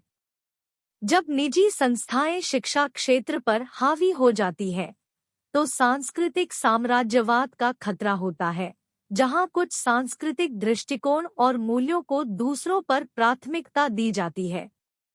इससे सांस्कृतिक विविधता का नुकसान हो सकता है और एक विलक्षण सांस्कृतिक आख्यान थोपा जा सकता है। निजी भागीदारी के तरीके सांस्कृतिक विविधता में योगदान कर सकते हैं। विविध पाठ्यचर्या विकास। निजी संस्थानों के पास विभिन्न सांस्कृतिक दृष्टिकोणों को पूरा करने वाले विविध प्रकार के पाठ्यक्रमों को डिजाइन और कार्यान्वित करने की लचीलापन है। वे समावेशी शैक्षणिक माहौल को बढ़ावा देते हुए पाठ्यक्रम में स्थानीय सामग्री, इतिहास और परंपराओं को शामिल कर सकते हैं। वैश्विक एक्सपोजर। निजी भागीदारी अक्सर अंतर्राष्ट्रीय सहयोग और साझेदारी लाती है। वैश्विक परिप्रेक्ष्य का यह प्रदर्शन अंतरसांस्कृतिक समझ और प्रशंसा को बढ़ावा देकर शैक्षिक अनुभव को समृद्ध कर सकता है। स्वदेशी ज्ञान के लिए समर्थन। निजी संस्थान स्वदेशी ज्ञान प्रणालियों को सक्रिय रूप से समर्थन और बढ़ावा दे सकते हैं। पारंपरिक ज्ञान को पाठ्यक्रम में स्वीकार और एकीकृत करके ये संस्थान सांस्कृतिक विविधता को संरक्षित करने और उसका जश्न मनाने में योगदान देते हैं। छात्रवृत्ति और वित्तीय सहायता। पहुंच के मुद्दे को संबोधित करने के लिए निजी संस्थान छात्रवृत्ति कार्यक्रम और वित्तीय सहायता पहल स्थापित कर सकते हैं। इससे यह सुनिश्चित हो सकता है कि विविध सामाजिक आर्थिक पृष्ठभूमि वाले छात्रों को गुणवत्तापूर्ण शिक्षा प्राप्त करने का अवसर मिले। सामुदायिक व्यस्तता। निजी संस्थान स्थानीय समुदायों के साथ जुड़ सकते हैं, उनकी सांस्कृतिक आवश्यकताओं को समझ सकते हैं और उन अंतर्दृष्टियों को शैक्षिक प्रक्रिया में शामिल कर सकते हैं। यह सामुदायिक स्वामित्व की भावना को बढ़ावा देता है और सांस्कृतिक एकरूपता को रोकता है। चुनौतियां और समाधान। शिक्षा का व्यावसायीकरण। निजी भागीदारी से जुड़ी एक महत्वपूर्ण चुनौती शिक्षा का व्यावसायीकरण है। संस्थान शैक्षिक मूल्यों पर लाभ को प्राथमिकता दे सकते हैं, जिससे सीखने के अनुभव की अखंडता से समझौता हो सकता है। इस मुद्दे के समाधान के लिए नियामक ढांचे और सख्त मान्यता प्रक्रियाएं आवश्यक है। समावेशिता और पहुंच। समावेशिता सुनिश्चित करने के लिए निजी शिक्षा में आर्थिक बाधा को दूर करने की आवश्यकता है। सरकारी नीतियां, सार्वजनिक संस्थानों के साथ साझेदारी और शिक्षा पर सब्सिडी देने की पहल इस चुनौती को कम कर सकती है। विनियमन और गुणवत्ता आश्वासन। सांस्कृतिक प्रभुत्व को रोकने और विविध पाठ्यक्रम सुनिश्चित करने के लिए नियामक निकायों को निजी संस्थानों द्वारा पेश की जाने वाली सामग्री की निगरानी और मूल्यांकन करना चाहिए। शैक्षिक मानकों को बनाए रखने की गारंटी के लिए गुणवत्ता आश्वासन तंत्र मौजूद होना चाहिए। निष्कर्षतः व्यावसायिक शिक्षा में निजी भागीदारी एक स्वागत योग्य कदम और सांस्कृतिक विविधता के लिए संभावित खतरा दोनों हो सकती है। हालांकि यह नवीनता और लचीलापन लाता है, लेकिन सांस्कृतिक प्रभुत्व और एकरूपीकरण को रोकने के लिए सावधानीपूर्वक विनियमन और निरीक्षण की आवश्यकता है। निजी संस्थानों को समावेशी पाठ्यक्रम विकसित करके, स्वदेशी ज्ञान को बढ़ावा देकर और स्थानीय समुदायों के साथ जुड़कर सांस्कृतिक विविधता में सक्रिय रूप से योगदान देना चाहिए। इसके अतिरिक्त सामर्थ्य और पहुंच के मुद्दों को संबोधित करना यह सुनिश्चित करने के लिए महत्वपूर्ण है कि निजी शिक्षा के लाभ समाज के व्यापक दायरे तक पहुंच सके। इग्नू के छात्रों के रूप में एक ऐसी शिक्षा प्रणाली की वकालत करना आवश्यक है जो न केवल पेशेवर मानकों को पूरा करती है, बल्कि हमारे देश की समृद्ध सांस्कृतिक टेपेस्ट्री को महत्व देती है और संरक्षित करती है। व्यावसायिक शिक्षण संस्थानों का असमान वितरण। हमने अपने देश के विभिन्न राज्यों में व्यावसायिक अध्ययन प्रदान करने वाले शैक्षणिक संस्थानों की संख्या में उल्लेखनीय वृद्धि देखी है। अब आइए तालिका 21.3 का उपयोग करके वर्ष 2002-2003 के लिए प्रत्येक राज्य में व्यावसायिक संस्थानों के वितरण की जांच करें। जैसा कि तालिका में दिखाया गया है, कुछ राज्यों में सैकड़ों पेशेवर शैक्षणिक संस्थान हैं, जबकि अन्य में केवल 1 या 2 है। यह इस क्षेत्र में असंतुलित विकास की ओर इशारा करता है। देश के दक्षिणी क्षेत्र में संस्थानों की संख्या अधिक है, जबकि पूर्वोत्तर क्षेत्र कम प्रतिष्ठानों के साथ पीछे है। यह विसंगति क्षेत्रीय असंतुलन को उजागर करती है। चिंतन और क्रिया 21.6। आपकी दृष्टि में क्या व्यावसायिक शिक्षा के क्षेत्र में विस्तार संतोषजनक रहा है? आपने जवाब का औचित्य साबित करें। वे कौन से कारण हैं जो कुछ निजी शिक्षण संस्थानों द्वारा प्रदान की जाने वाली शिक्षा की गुणवत्ता के संबंध में चिंता पैदा करते हैं? व्यावसायिक शिक्षा और गुणवत्ता संबंधी चिंताओं में विस्तार एक व्यापक विश्लेषण। इग्नू इंदिरा गांधी राष्ट्रीय मुक्त विश्वविद्यालय के एक छात्र के रूप में, जिसे चिंतन और कार्रवाई 21.6 का काम सौंपा गया है, भारत में व्यावसायिक शिक्षा के बहुमुखी परिदृश्य में गहराई से जाना जरूरी है। व्यावसायिक शिक्षा का विस्तार, विशेषकर निजी संस्थानों का प्रसार, एक उल्लेखनीय घटना रही है। इस प्रतिबिंब का उद्देश्य इस बात पर एक व्यापक दृष्टिकोण प्रदान करना है कि क्या यह विस्तार संतोषजनक रहा है और इस दृष्टिकोण को उचित ठहराना है। इसके अतिरिक्त हम कुछ निजी शैक्षणिक संस्थानों द्वारा प्रदान की जाने वाली शिक्षा की गुणवत्ता के संबंध में चिंताओं का पता लगाएंगे। व्यावसायिक शिक्षा का विस्तार एक दोधारी तलवार। भारत में व्यावसायिक शिक्षा के विस्तार को विविध पाठ्यक्रमों की पेशकश करने वाले संस्थानों की संख्या में वृद्धि से चिह्नित किया गया है। यह विस्तार नौकरी बाजार की बढ़ती जरूरतों और बढ़ती युवा आबादी की आकांक्षाओं का प्रमाण है। सकारात्मक पक्ष पर इसने विशिष्ट शिक्षा तक पहुंच को काफी व्यापक बना दिया है, जिससे बड़ी संख्या में छात्र इंजीनियरिंग, प्रबंधन, चिकित्सा और अन्य क्षेत्रों में करियर बनाने में सक्षम हो गए हैं। पाठ्यक्रमों के विविधीकरण ने छात्रों को अपनी शैक्षणिक गतिविधियों को उनकी रुचियों और करियर लक्ष्यों के साथ संरेखित करने की अनुमति दी है। व्यावसायिक पाठ्यक्रमों की बढ़ती उपलब्धता ने न केवल छात्रों को विकल्पों के साथ सशक्त बनाया है, बल्कि विभिन्न क्षेत्रों में विशेषज्ञता को बढ़ावा देकर देश की मानव पूंजी में भी योगदान दिया है। हालांकि इस विस्तार के साथ आने वाली चुनौतियों को स्वीकार करना महत्वपूर्ण है, विशेषकर निजी शैक्षणिक संस्थानों के प्रसार के साथ। निजी शैक्षणिक संस्थानों में गुणवत्ता संबंधी चिंताएं। बुनियादी ढांचे की असमानताएं। प्राथमिक चिंताओं में से एक निजी संस्थानों के बीच बुनियादी ढांचे और संसाधनों में स्पष्ट असमानता है। जहां कुछ लोग अत्याधुनिक सुविधाओं में काफी निवेश करते हैं, वहीं अन्य लोग बुनियादी सुविधाएं भी उपलब्ध कराने के लिए संघर्ष करते हैं। संसाधनों में यह विचलन सीधे समग्र सीखने के माहौल और छात्रों की पाठ्यक्रम के साथ प्रभावी ढंग से जुड़ने की क्षमता को प्रभावित करता है। संकाय गुणवत्ता। शैक्षिक अनुभव निर्धारित करने में संकाय की गुणवत्ता सर्वोपरि है।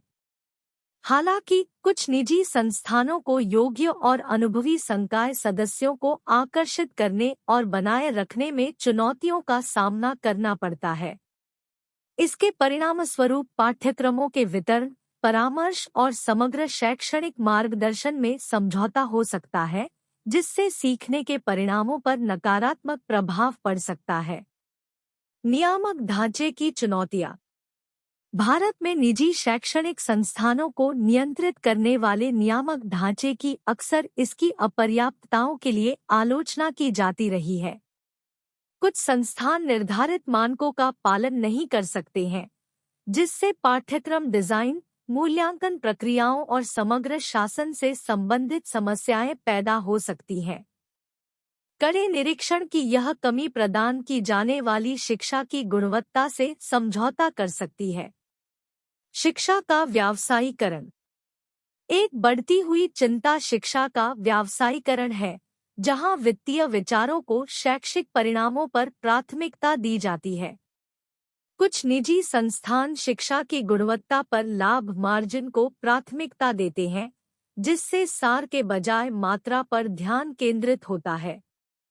इस दृष्टिकोण के परिणामस्वरूप शिक्षण सीखने की प्रक्रिया में शॉर्टकट हो सकते हैं, जिससे समझ की गहराई और ज्ञान के व्यावहारिक अनुप्रयोग पर असर पड़ सकता है। सामर्थ्य और पहुंच संबंधी चुनौतियां। हालांकि विस्तार ने निस्संदेह पहुंच में वृद्धि की है, व्यावसायिक शिक्षा की सामर्थ्य एक महत्वपूर्ण चुनौती बनी हुई है। कई निजी संस्थान अत्यधिक शुल्क लेते हैं, जिससे जनसंख्या के एक महत्वपूर्ण हिस्से के लिए गुणवत्तापूर्ण शिक्षा वित्तीय रूप से दुर्गम हो जाती है। यह आर्थिक बाधा असमानताओं को कायम रखती है और शिक्षा प्रणाली की समावेशिता को सीमित करती है। उद्योग संरेखण। उद्योग की जरूरतों के लिए पाठ्यक्रमों की प्रासंगिकता स्नातकों की रोजगार योग्यता के लिए महत्वपूर्ण है। चिंताएं तब पैदा होती हैं जब निजी संस्थान ऐसे पाठ्यक्रम पेश करते हैं जो उद्योगों की वर्तमान आवश्यकताओं के साथ पर्याप्त रूप से मेल नहीं खाते हैं। यह बेमेल शिक्षा और रोजगार के बीच अंतर पैदा करता है, जिससे छात्रों को कार्यबल के लिए तैयार करने में व्यावसायिक शिक्षा की प्रभावशीलता कम हो जाती है।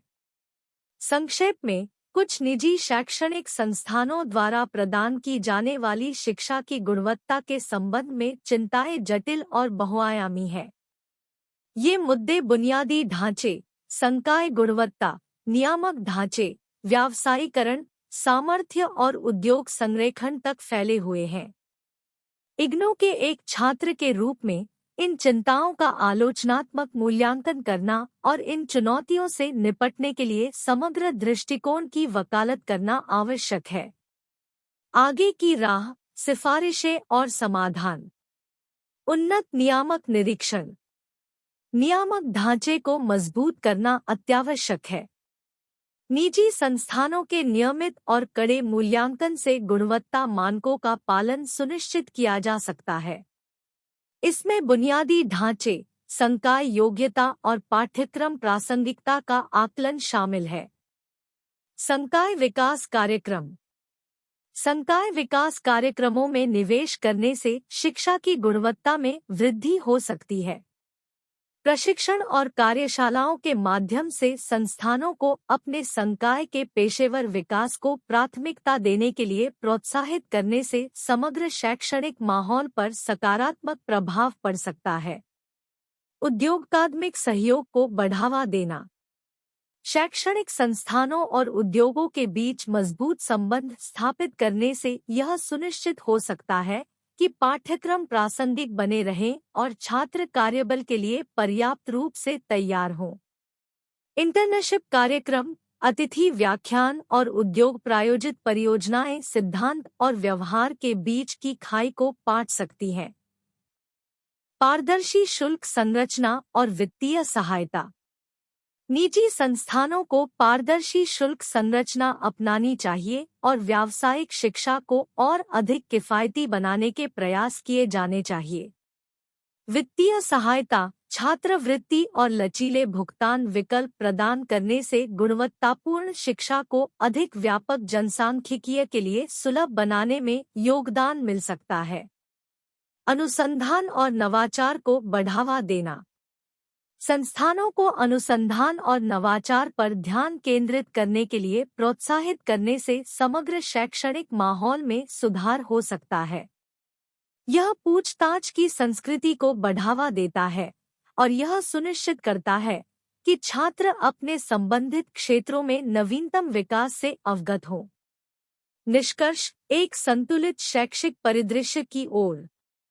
निष्कर्षतः भारत में व्यावसायिक शिक्षा का विस्तार अपने इरादे में सराहनीय होने के बावजूद कुछ निजी संस्थानों द्वारा प्रदान की जाने वाली शिक्षा की गुणवत्ता से संबंधित विभिन्न चिंताओं को सामने लाया है। इग्नू के एक छात्र के रूप में इन मुद्दों पर विचारशील चिंतन में संलग्न होना एक संतुलित और न्यायसंगत शैक्षिक परिदृश्य को बढ़ावा देने वाले समाधानों की वकालत करना महत्वपूर्ण है। आगे की राह में इन चिंताओं को व्यवस्थित रूप से संबोधित करने के लिए नियामक निकायों, शैक्षणिक संस्थानों और हितधारकों के सहयोगात्मक प्रयासों की आवश्यकता है। जवाबदेही, पारदर्शिता और निरंतर सुधार की संस्कृति को बढ़ावा देकर भारत यह सुनिश्चित कर सकता है कि व्यावसायिक शिक्षा का विस्तार न केवल बढ़ती अर्थव्यवस्था की मांगों को पूरा करता है, बल्कि अकादमिक उत्कृष्टता के उच्चतम मानकों को भी कायम रखता है। शिक्षा गुणवत्ता। हम प्रौद्योगिकी, इंजीनियरिंग, कंप्यूटर विज्ञान, चिकित्सा और शिक्षक प्रशिक्षण में पाठ्यक्रम पेश करने वाले कई निजी संस्थानों के उद्भव के कारण व्यावसायिक शिक्षा में महत्वपूर्ण वृद्धि के बारे में बात कर रहे हैं। हालांकि इनमें से कई संस्थानों द्वारा प्रदान की जाने वाली शिक्षा की गुणवत्ता को लेकर चिंताएं हैं। हालांकि आमतौर पर यह माना जाता है कि निजी स्कूल आम तौर पर उच्च गुणवत्ता वाली शिक्षा प्रदान करते हैं, यह उच्च और व्यावसायिक शिक्षा के लिए सच नहीं हो सकता है। गुणवत्तापूर्ण शिक्षा प्रदान करने वाले निजी स्कूलों की धारणा के बावजूद वे जो अधिक फीस लेते हैं, वह माता-पिता को उन्हें चुनने से हतोत्साहित नहीं करती है। हालांकि जब उच्च शिक्षा की बात आती है, तो परिदृश्य अलग होता है। उच्च और व्यावसायिक शिक्षा प्राप्त करने के इच्छुक लोगों के लिए निजी संस्थान पसंदीदा विकल्प नहीं है। वर्तमान में व्यावसायिक शिक्षा के कई शीर्ष संस्थान सरकार द्वारा संचालित है। यहाँ तक कि इंजीनियरिंग, प्रौद्योगिकी, चिकित्सा, प्रबंधन और अन्य क्षेत्रों में प्रमुख संस्थानों के पास काफी हद तक स्वायत्तता है, लेकिन वे अभी भी सरकारी प्रबंधन के अधीन है। कुछ निजी व्यावसायिक शिक्षण संस्थानों पर ऊंची फीस लेने के बावजूद उच्च गुणवत्ता वाली शिक्षा प्रदान नहीं करने का आरोप है। आईआईटी, आईआईएम, रुड़की, जादवपुर के इंजीनियरिंग कॉलेजों और कई निजी सहायता प्राप्त संस्थानों जैसे सरकारी संगठनों के विपरीत, जो गुणवत्तापूर्ण शिक्षा प्रदान करते हैं, कुछ गैर सहायता प्राप्त निजी संस्थान कथित तौर पर अपर्याप्त बुनियादी ढांचे और संकाय के कारण कमतर हैं। यह दावा किया जाता है कि तकनीकी शिक्षा और इंजीनियरिंग में आईआईटी द्वारा प्रति वर्ष प्रति छात्र खर्च की जाने वाली राशि संतोषजनक है, जबकि क्षेत्रीय कॉलेज तुलनात्मक रूप से कम लेकिन एआईसीटीई मानदंडों के भीतर खर्च करते हैं। हालांकि कई स्ववित्तपोषण संस्थान कथित तौर पर एआईसीटीई की शर्तों से बहुत कम खर्च करते हैं, जो व्यावसायिक शिक्षा की गुणवत्ता में सुधार करने में विफल रहते हैं। ऐसे संस्थानों की संख्या में वृद्धि से शैक्षिक मानकों में गंभीर गिरावट आ सकती है। रागेश, 2003। इसी तरह के आरोप विभिन्न निजी शिक्षक शिक्षा संस्थानों के खिलाफ भी मौजूद हैं, जिनमें से कुछ संस्थानों में बड़े पैमाने पर नामांकन और अपर्याप्त सुविधाओं के कारण गुणवत्ता से समझौता होने की चिंताओं का हवाला दिया गया है। चिंतन और कार्य 21.7। अपनी पसंद के किन्हीं 3 प्रकार के निजी व्यावसायिक शिक्षण संस्थानों से छात्रों से ली जाने वाली फीस से संबंधित नियमों और प्रवेश से संबंधित नीतियों के बारे में जानकारी एकत्र करें। भारत के एक मुक्त विश्वविद्यालय इग्नू के छात्र के रूप में मैं अपनी पसंद के 3 निजी व्यावसायिक शैक्षणिक संस्थानों के शुल्क नियमों और प्रवेश नीतियों के बारे में जानकारी साझा करना चाहता हूं। इस चिंतन के उद्देश्य से मैंने भारत में 3 प्रसिद्ध संस्थानों को चुना है: Amity university, Manipal academy of higher education (MAHA) और सिम्बायोसिस इंटरनेशनल डीम्ड यूनिवर्सिटी। ये संस्थान अपनी पेशकशों में विविधतापूर्ण है और विभिन्न विषयों में अपनी गुणवत्तापूर्ण शिक्षा के लिए जाने जाते हैं। Amity university. शुल्क विनियम। एमिटी यूनिवर्सिटी भारत का एक प्रसिद्ध निजी संस्थान अपनी फीस संरचना के लिए एक व्यवस्थित दृष्टिकोण का पालन करता है। विश्वविद्यालय स्नातक और स्नातकोत्तर कार्यक्रमों की एक विविध श्रृंखला प्रदान करता है, प्रत्येक की अपनी विशिष्ट शुल्क आवश्यकताएं होती है। फीस में ट्यूशन शुल्क, परीक्षा शुल्क और सुविधाओं और सेवाओं के लिए अतिरिक्त लागत शामिल है। एमिटी यूनिवर्सिटी समय समय पर अपनी फीस संरचना की समीक्षा और अद्यतन करती है, यह सुनिश्चित करते हुए कि किसी भी बदलाव के बारे में छात्रों को पहले ही सूचित कर दिया जाए। यह पारदर्शिता छात्रों को अपने वित्त की प्रभावी ढंग से योजना बनाने में मदद करती है। इसके अलावा एमिटी यूनिवर्सिटी कुछ छात्रों के सामने आने वाली वित्तीय बाधाओं को पहचानती है और छात्रवृत्ति और वित्तीय सहायता के प्रावधान करती है। एमिटी में छात्रवृत्ति कार्यक्रम योग्यता आधारित है, जो असाधारण शैक्षणिक उपलब्धियों वाले छात्रों को पुरस्कृत करते हैं। इसके अतिरिक्त विश्वविद्यालय छात्रों की आर्थिक पृष्ठभूमि को भी ध्यान में रखता है और जरूरतमंद लोगों को वित्तीय सहायता प्रदान करता है। वित्तीय समावेशन के प्रति यह प्रतिबद्धता एमिटी में विविध छात्र आबादी में योगदान करती है। प्रवेश नीतियाँ। एमिटी यूनिवर्सिटी की प्रवेश नीतियाँ अकादमिक उत्कृष्टता और पाठ्येतर गतिविधियों में क्षमता वाले छात्रों की पहचान करने और उन्हें प्रवेश देने के लिए डिजाइन की गई है। विश्वविद्यालय विभिन्न पाठ्यक्रमों के लिए अपनी प्रवेश परीक्षा आयोजित करता है और इन परीक्षाओं को दिया जाने वाला महत्व विभिन्न कार्यक्रमों में भिन्न हो सकता है। प्रवेश प्रक्रिया में आमतौर पर शैक्षणिक प्रदर्शन, प्रवेश परीक्षा में प्रदर्शन और व्यक्तिगत साक्षात्कार का संयोजन शामिल होता है। खेल, सांस्कृतिक गतिविधियों और अन्य पाठ्येतर क्षेत्रों में उपलब्धियों पर विचार करते हुए विश्वविद्यालय समग्र विकास को महत्व देता है। यह दृष्टिकोण सुनिश्चित करता है कि एमिटी में प्रवेश पाने वाले छात्र शैक्षणिक समुदाय में विविध प्रकार के कौशल और प्रतिभाएं लेकर आएं। आवेदन प्रक्रिया सुव्यवस्थित और मुख्य रूप से ऑनलाइन है। पात्रता मानदंड, आवश्यक दस्तावेज और महत्वपूर्ण तिथियों के संबंध में स्पष्ट दिशानिर्देश विश्वविद्यालय की आधिकारिक वेबसाइट पर उपलब्ध कराए गए हैं। चयन प्रक्रिया में समूह चर्चा और साक्षात्कार को शामिल करने से एक व्यक्तिगत स्पर्श जुड़ जाता है, जिससे विश्वविद्यालय को न केवल शैक्षणिक कौशल बल्कि भावी छात्रों के पारस्परिक और संचार कौशल का भी आकलन करने की अनुमति मिलती है।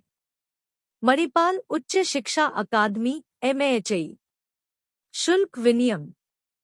Manipal academy of higher education MAHI स्वास्थ्य देखभाल और इंजीनियरिंग पर विशेष जोर देने वाला एक डीम्ड विश्वविद्यालय है, जिसमें प्रत्येक कार्यक्रम की विशिष्ट आवश्यकताओं के अनुरूप एक विस्तृत शुल्क संरचना है। फीस में ट्यूशन, हॉस्टल शुल्क और अन्य विविध खर्च शामिल है। एमिटी यूनिवर्सिटी के समान MAHI अपनी फीस संरचना में पारदर्शिता बनाए रखता है, जिससे छात्रों को लागत का व्यापक विवरण मिलता है। विश्वविद्यालय समय समय पर अपनी फीस में संशोधन करता है, यह सुनिश्चित करते हुए कि किसी भी समायोजन के बारे में पहले ही सूचित कर दिया जाए। इसके अतिरिक्त माहे कुछ छात्रों के सामने आने वाली वित्तीय चुनौतियों को स्वीकार करता है और छात्रवृत्ति और वित्तीय सहायता कार्यक्रम प्रदान करता है। MAHI में छात्रवृत्ति कार्यक्रम न केवल शैक्षणिक उत्कृष्टता बल्कि खेल और अन्य पाठ्येतर गतिविधियों में उपलब्धियों को भी मान्यता देते हैं।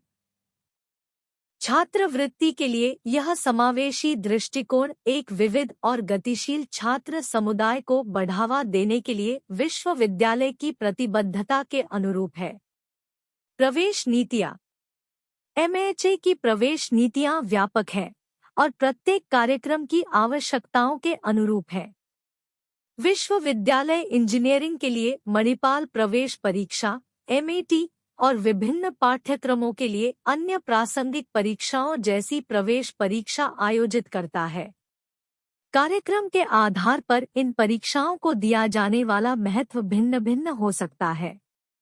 MAHI में प्रवेश प्रक्रिया प्रवेश परीक्षा में उम्मीदवार के प्रदर्शन, शैक्षणिक रिकॉर्ड और पाठ्येतर गतिविधियों में उपलब्धियों पर विचार करती है।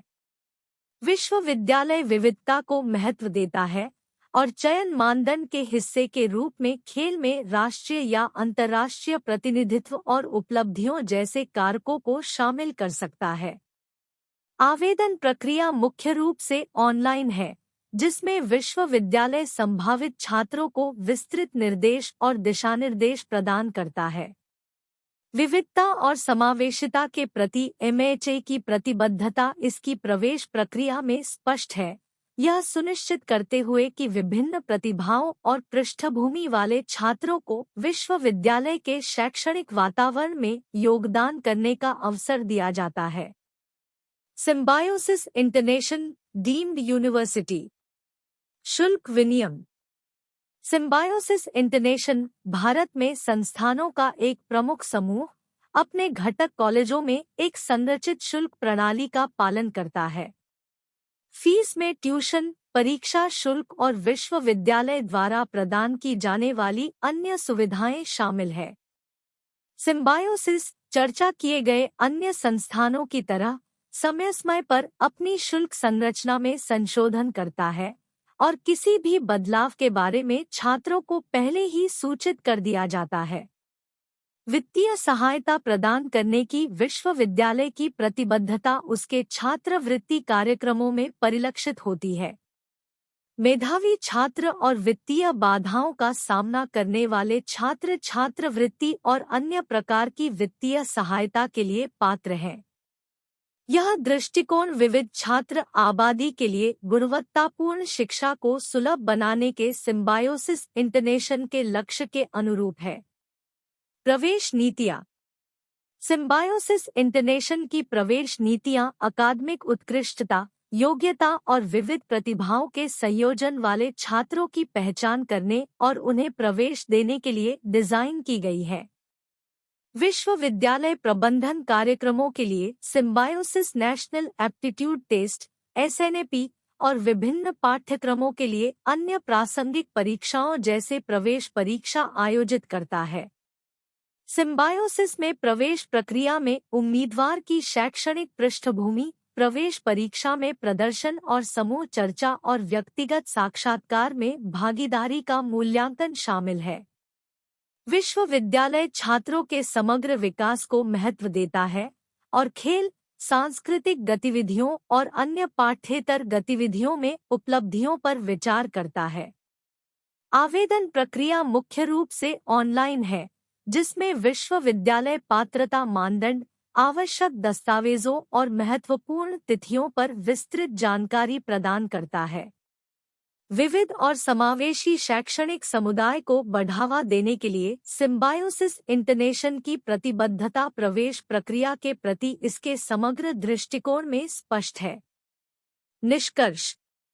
निष्कर्षतः ये 3 निजी व्यावसायिक शैक्षणिक संस्थान Amity university, Manipal academy of higher education और सिम्बायोसिस इंटरनेशनल पारदर्शी शुल्क नियमों और व्यापक प्रवेश नीतियों का पालन करते हैं। संस्थान वित्तीय समावेशन के महत्व को पहचानते हैं, योग्य छात्रों को छात्रवृत्ति और वित्तीय सहायता प्रदान करते हैं। प्रवेश प्रक्रियाएं न केवल शैक्षणिक उत्कृष्टता बल्कि छात्रों की समग्र क्षमता और विविधता का आकलन करने के लिए डिजाइन की गई है। प्रवेश परीक्षाओं, साक्षात्कारों और पाठ्येतर उपलब्धियों पर विचार को शामिल करके इन संस्थानों का लक्ष्य एक जीवंत और समावेशी शिक्षण वातावरण बनाना है। स्ववित्तपोषण संस्थानों के विकास के खिलाफ आरोपों को उन्हें हतोत्साहित करने के कारण के रूप में नहीं देखा जाना चाहिए। इसके बजाय पेशेवर परिषदों को इन संस्थानों की प्रभावी ढंग से निगरानी और पर्यवेक्षण करना चाहिए। यह सुनिश्चित करना महत्वपूर्ण है कि इन संस्थानों द्वारा उत्पन्न कोई भी अधिशेष धनराशि उनके विकास में निवेश की जाए। शहरी मामलों और रोजगार सचिव दासगुप्ता के अनुसार राष्ट्रीय शिक्षा नीति 1986 ने तकनीकी और प्रबंधन शिक्षा के गुणात्मक और मात्रात्मक दोनों विकास पर जोर दिया। प्रासंगिक एजेंसियों के बीच संबंध स्थापित करने, जनशक्ति मूल्यांकन, लागत प्रभावशीलता, आधुनिकीकरण और प्रयोगशालाओं और कार्यशालाओं में अप्रचलन को दूर करने के संबंध में दिशानिर्देश जारी किए गए थे। कई निजी पेशेवर संस्थानों में बुनियादी ढांचे, संकाय और अनुसंधान सुविधाओं की गुणवत्ता को लेकर चिंताएं जताई गई है। सही योग्यता के साथ पर्याप्त संकाय आवश्यक है और व्यावसायिक विकास के लिए नियमित सेवाकालीन शिक्षा आवश्यक है। शिक्षण विधियों को स्वतंत्र शिक्षण, नवाचार, रचनात्मकता और समस्या समाधान को बढ़ावा देना चाहिए। प्रयोगशालाओं और कार्यशालाओं को भी आधुनिकीकरण की आवश्यकता है और अनुसंधान और विस्तार सेवाओं को प्रोत्साहित किया जाना चाहिए। निजी पेशेवर संस्थानों को स्वनवीकरण क्षमता विकसित करने और एक दूसरे के साथ साथ राष्ट्रीय और अंतर्राष्ट्रीय स्तर पर संबंधित संगठनों और उद्योगों के साथ नेटवर्क विकसित करने की आवश्यकता है। नेटवर्किंग में मानव और भौतिक संसाधनों को साझा करना, प्रशासनिक अनुभवों का आदान प्रदान करना, क्रेडिट स्थानांतरित करना और इन संस्थानों की क्षमता बनाने के लिए संयुक्त कार्यक्रम शुरू करना शामिल होना चाहिए। प्रभावी नेटवर्किंग और बुनियादी ढांचे के एकाधिक उपयोग से संसाधनों का इष्टतम उपयोग होगा। आपको आश्चर्य हो सकता है कि सरकार द्वारा संचालित संस्थानों में शिक्षा की गुणवत्ता के बारे में चिंताओं को देखते हुए अच्छी शिक्षा प्रदान करने की जिम्मेदारी निजी क्षेत्र पर क्यों होनी चाहिए। जैसा कि पहले चर्चा की गई है, सरकारी मेडिकल कॉलेजों के बारे में चिंताएं व्यक्त की गई हैं, जो कभी सर्जिकल तकनीकों में अग्रणी थे, अब तेजी से तकनीकी प्रगति के साथ बने रहने के लिए संघर्ष कर रहे हैं।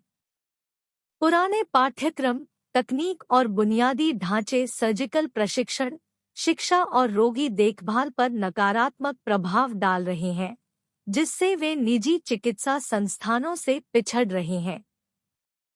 गुणवत्ता संबंधी चिंताएं सरकारी और निजी दोनों संस्थानों के लिए मौजूद हैं।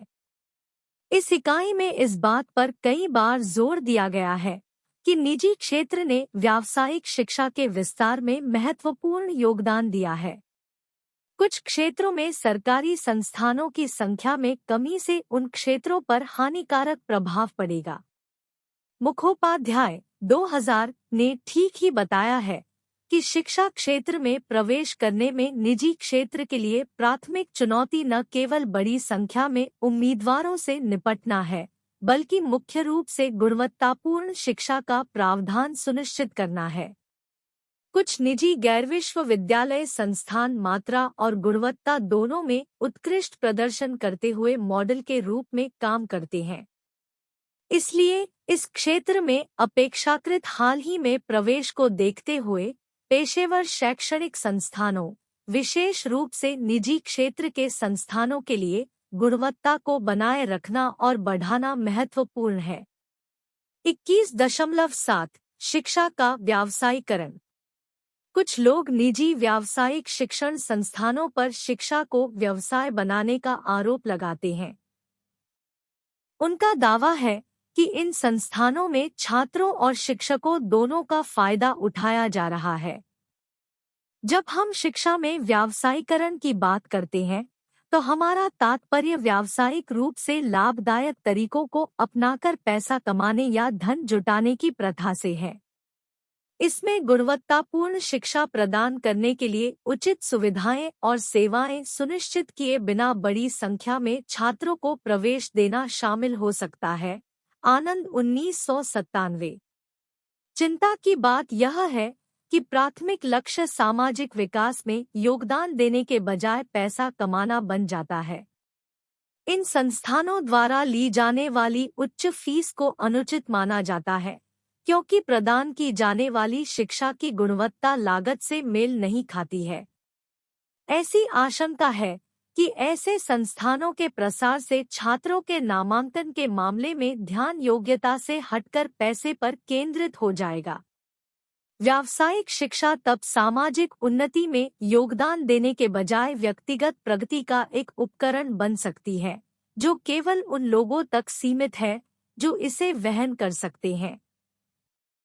अतीत में कई संस्थानों ने पर्याप्त बुनियादी ढांचे, छात्रों के लिए शिक्षकों के सही अनुपात और उचित सहायता सेवाओं के बिना शिक्षा चाहने वाले हजारों छात्रों को प्रवेश दिया। इससे न केवल शिक्षा की गुणवत्ता प्रभावित हुई, बल्कि यह प्रक्रिया एक व्यवसाय में बदल गई। अनिवार्य रूप से हर साल बड़ी संख्या में छात्रों को डिग्रियां बेची जा रही थी। B.Ed जैसे कार्यक्रम पत्राचार के माध्यम से विशेष रूप से दुरुपयोग किया गया। अब इन कार्यक्रमों की देखरेख NCTE और दूरस्थ शिक्षा परिषद द्वारा की जाती है। वर्तमान में निजी संस्थानों को कैपिटेशन फीस लेने की अनुमति नहीं है और किसी भी प्रकार की मुनाफाखोरी अस्वीकार्य है। हालांकि ये संस्थान अधिशेष धन उत्पन्न कर सकते हैं, लेकिन उनसे अपेक्षा की जाती है कि वे इसका उपयोग संगठन के सुधार और विकास के लिए करें। सरकार निजी संस्थानों द्वारा ली जाने वाली फीस को विनियमित करने के लिए नीतियों पर भी काम कर रही है। यह व्यापक रूप से ज्ञात है कि धनी व्यक्ति जैसे कि समृद्ध किसान, व्यापारी, ठेकेदार, राजनेता और पहले से ही सार्वजनिक स्कूलों के संचालन में शामिल लोग अक्सर इसके आकर्षक रिटर्न के कारण व्यावसायिक शिक्षा में अपना अतिरिक्त पैसा निवेश करना चुनते हैं। ऐसे पेशेवर शैक्षणिक संस्थान हैं जहां शिक्षकों को इच्छानुसार काम पर रखा और हटाया जा सकता है, अपर्याप्त मुआवजा मिलता है, उचित योग्यता के बिना व्यक्तियों को भर्ती किया जाता है, विभिन्न बहानों पर छात्रों से धन की उगाही की जाती है और आवश्यक बुनियादी ढांचा प्रदान नहीं किया जाता है। हालांकि यह देखा गया है कि व्यावसायिक शिक्षा प्रदान करने वाले प्रतिष्ठित कॉरपोरेट घराने उच्च मानक बनाए रखते हैं। शैक्षणिक संस्थानों और उद्योगों के बीच एक मजबूत संबंध है, जो वर्तमान औद्योगिक परिदृश्य के बारे में जागरूकता और भविष्य की उद्योग की जरूरतों का अनुमान लगाने की क्षमता से लाभान्वित होता है। यह सुनिश्चित करने के लिए कि शिक्षा का व्यावसायीकरण न हो, अधिक सक्रिय भूमिका निभानी होगी।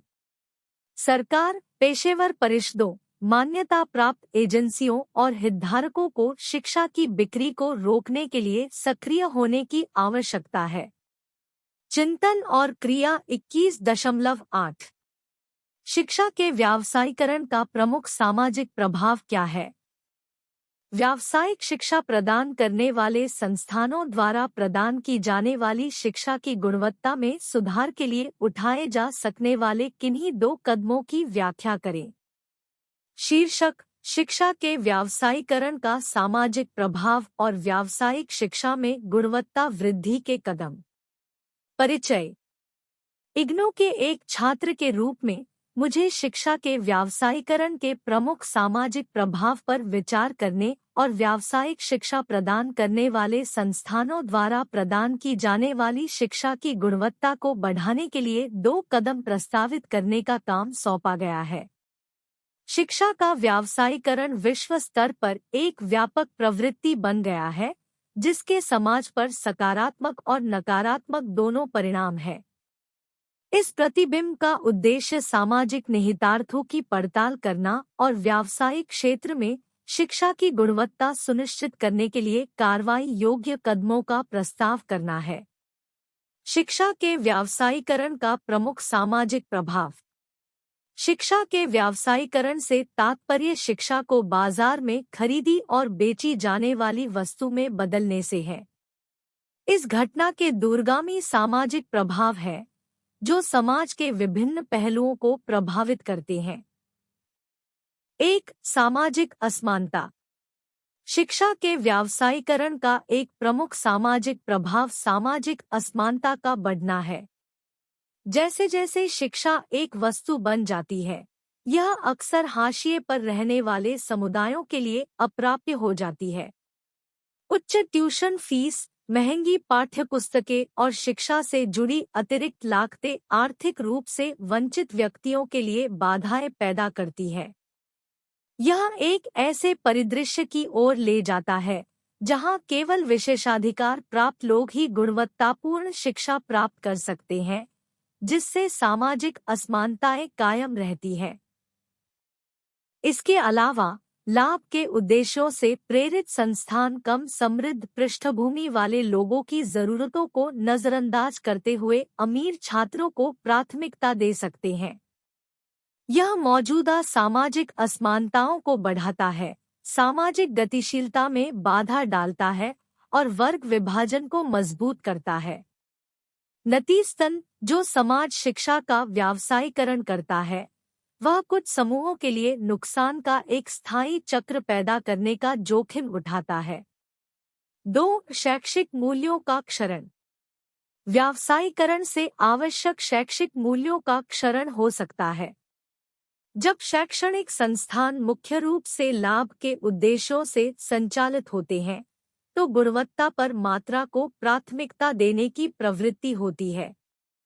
अब ध्यान समग्र और सर्वांगीण शिक्षा प्रदान करने से हटकर वित्तीय लक्ष्यों को प्राप्त करने और अधिक छात्रों को आकर्षित करने पर केंद्रित हो गया है। इस बदलाव के परिणामस्वरूप छात्रों के शैक्षिक अनुभव में समझौता हो सकता है, क्योंकि संस्थान कोरों में कटौती कर सकते हैं, संकाय की गुणवत्ता को कम कर सकते हैं और व्यापक शिक्षा के आवश्यक घटकों की उपेक्षा कर सकते हैं। परिणामस्वरूप छात्र अपने पेशेवर और व्यक्तिगत जीवन में सफलता के लिए आवश्यक महत्वपूर्ण कौशल और ज्ञान के बिना स्नातक हो सकते हैं, जिससे समग्र रूप से शिक्षा प्रणाली का अवमूल्यन हो सकता है। व्यावसायिक शिक्षा की गुणवत्ता में सुधार के लिए कदम। शिक्षा के व्यावसायीकरण से उत्पन्न चुनौतियों से निपटने के लिए यह सुनिश्चित करने के लिए सक्रिय कदम उठाने की आवश्यकता है कि व्यावसायिक शिक्षा असमानता और मूल्यों के क्षरण के स्रोत के बजाय सामाजिक सुधार के लिए एक ताकत बनी रहे। 1. नियामक ढांचे को मजबूत बनाना। व्यावसायिक संस्थानों में शिक्षा की गुणवत्ता बढ़ाने की दिशा में एक महत्वपूर्ण कदम नियामक ढांचे को मजबूत करना है।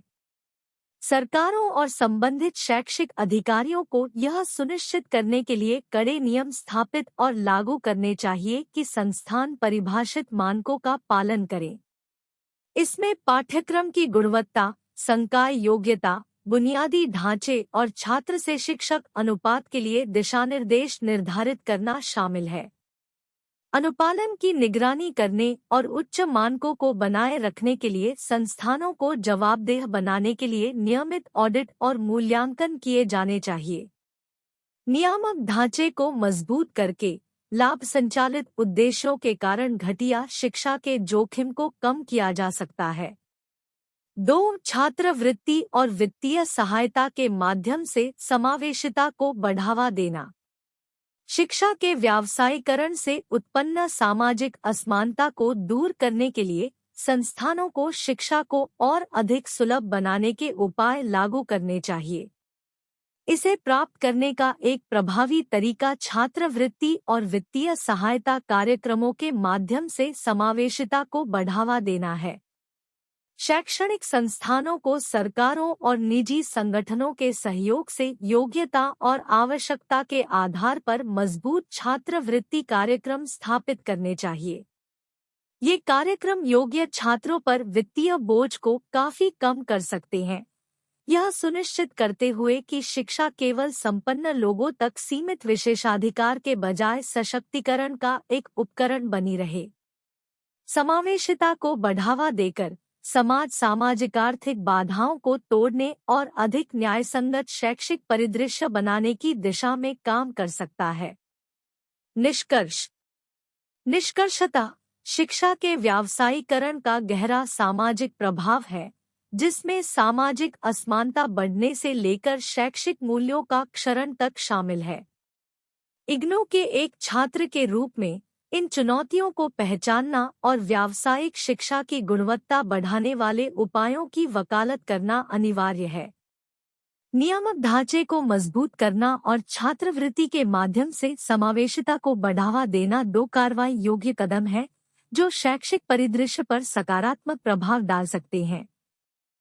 इन उपायों को अपनाकर हम एक ऐसे समाज का निर्माण करने का प्रयास कर सकते हैं जहां शिक्षा सामाजिक आर्थिक पृष्ठभूमि की परवाह किए बिना सभी के लिए एक परिवर्तनकारी शक्ति बनी रहे। 21.8 निष्कर्ष। हमने इस बारे में बात की है कि कैसे निजी क्षेत्र लंबे समय से शिक्षा में शामिल रहा है। धार्मिक समूह, मिशनरी, दान, धनी व्यक्ति और अन्य लोग शिक्षा प्रदान करने में सक्रिय रहे हैं। आजादी के बाद निजी स्कूल और कॉलेज आम बात हो गए। हालांकि व्यावसायिक शिक्षा में निजी क्षेत्र की भागीदारी अपेक्षाकृत नहीं है, जो इसकी बढ़ती आवश्यकता को पूरा करती है। सार्वभौमिक प्राथमिक शिक्षा प्रदान करना सरकार का कर्तव्य है, लेकिन संसाधन सीमित है। सरकार के प्रयासों को समर्थन देने के लिए निजी क्षेत्र की आवश्यकता है। वैश्वीकृत अर्थव्यवस्था में ज्ञानाधारित अर्थव्यवस्था वाले सीखने वाले समाजों की मांग है। इसके लिए पेशेवर ज्ञान और कौशल वाले कार्यबल की आवश्यकता होती है और अकेले सरकारी संस्थान इस मांग को पूरा नहीं कर सकते हैं। मानव संसाधन विकास के लिए निजी क्षेत्र की सक्रिय भागीदारी महत्वपूर्ण है। इसके अतिरिक्त वैश्वीकरण ने कई विदेशी शिक्षा प्रदाताओं को लाया है, जिससे शैक्षिक सेवाओं का आयात बढ़ गया है। इससे न केवल संसाधनों का बहिर्वाह होता है, बल्कि विकसित देशों से शिक्षा के माध्यम से सांस्कृतिक प्रभुत्व का खतरा भी पैदा होता है। इसे संबोधित करने के लिए व्यावसायिक शिक्षा का विस्तार आवश्यक है और निजी क्षेत्र विदेशी शिक्षा सेवाओं पर निर्भरता को कम करने में योगदान दे सकता है। आजादी के बाद से व्यावसायिक शिक्षा प्रदान करने वाले सरकारी और निजी संस्थानों की संख्या में काफी वृद्धि हुई है। सहायता प्राप्त और स्ववित्त पोषित दोनों प्रकार की संस्थाएं उभरी हैं। सरकारी नीतियों और यूजीसी जैसी एजेंसियों के समर्थन के साथ साथ न्यायपालिका के फैसलों ने इस विस्तार को प्रोत्साहित किया है। हालांकि विस्तार आवश्यक है, चिंताएं मौजूद हैं, विशेषकर निजी संस्थानों की तीव्र वृद्धि के संबंध में। ऐसा माना जाता है कि महिलाओं, ग्रामीण छात्रों और पिछड़े समुदायों सहित हाशिए पर रहने वाले समूहों को पर्याप्त लाभ नहीं हुआ है।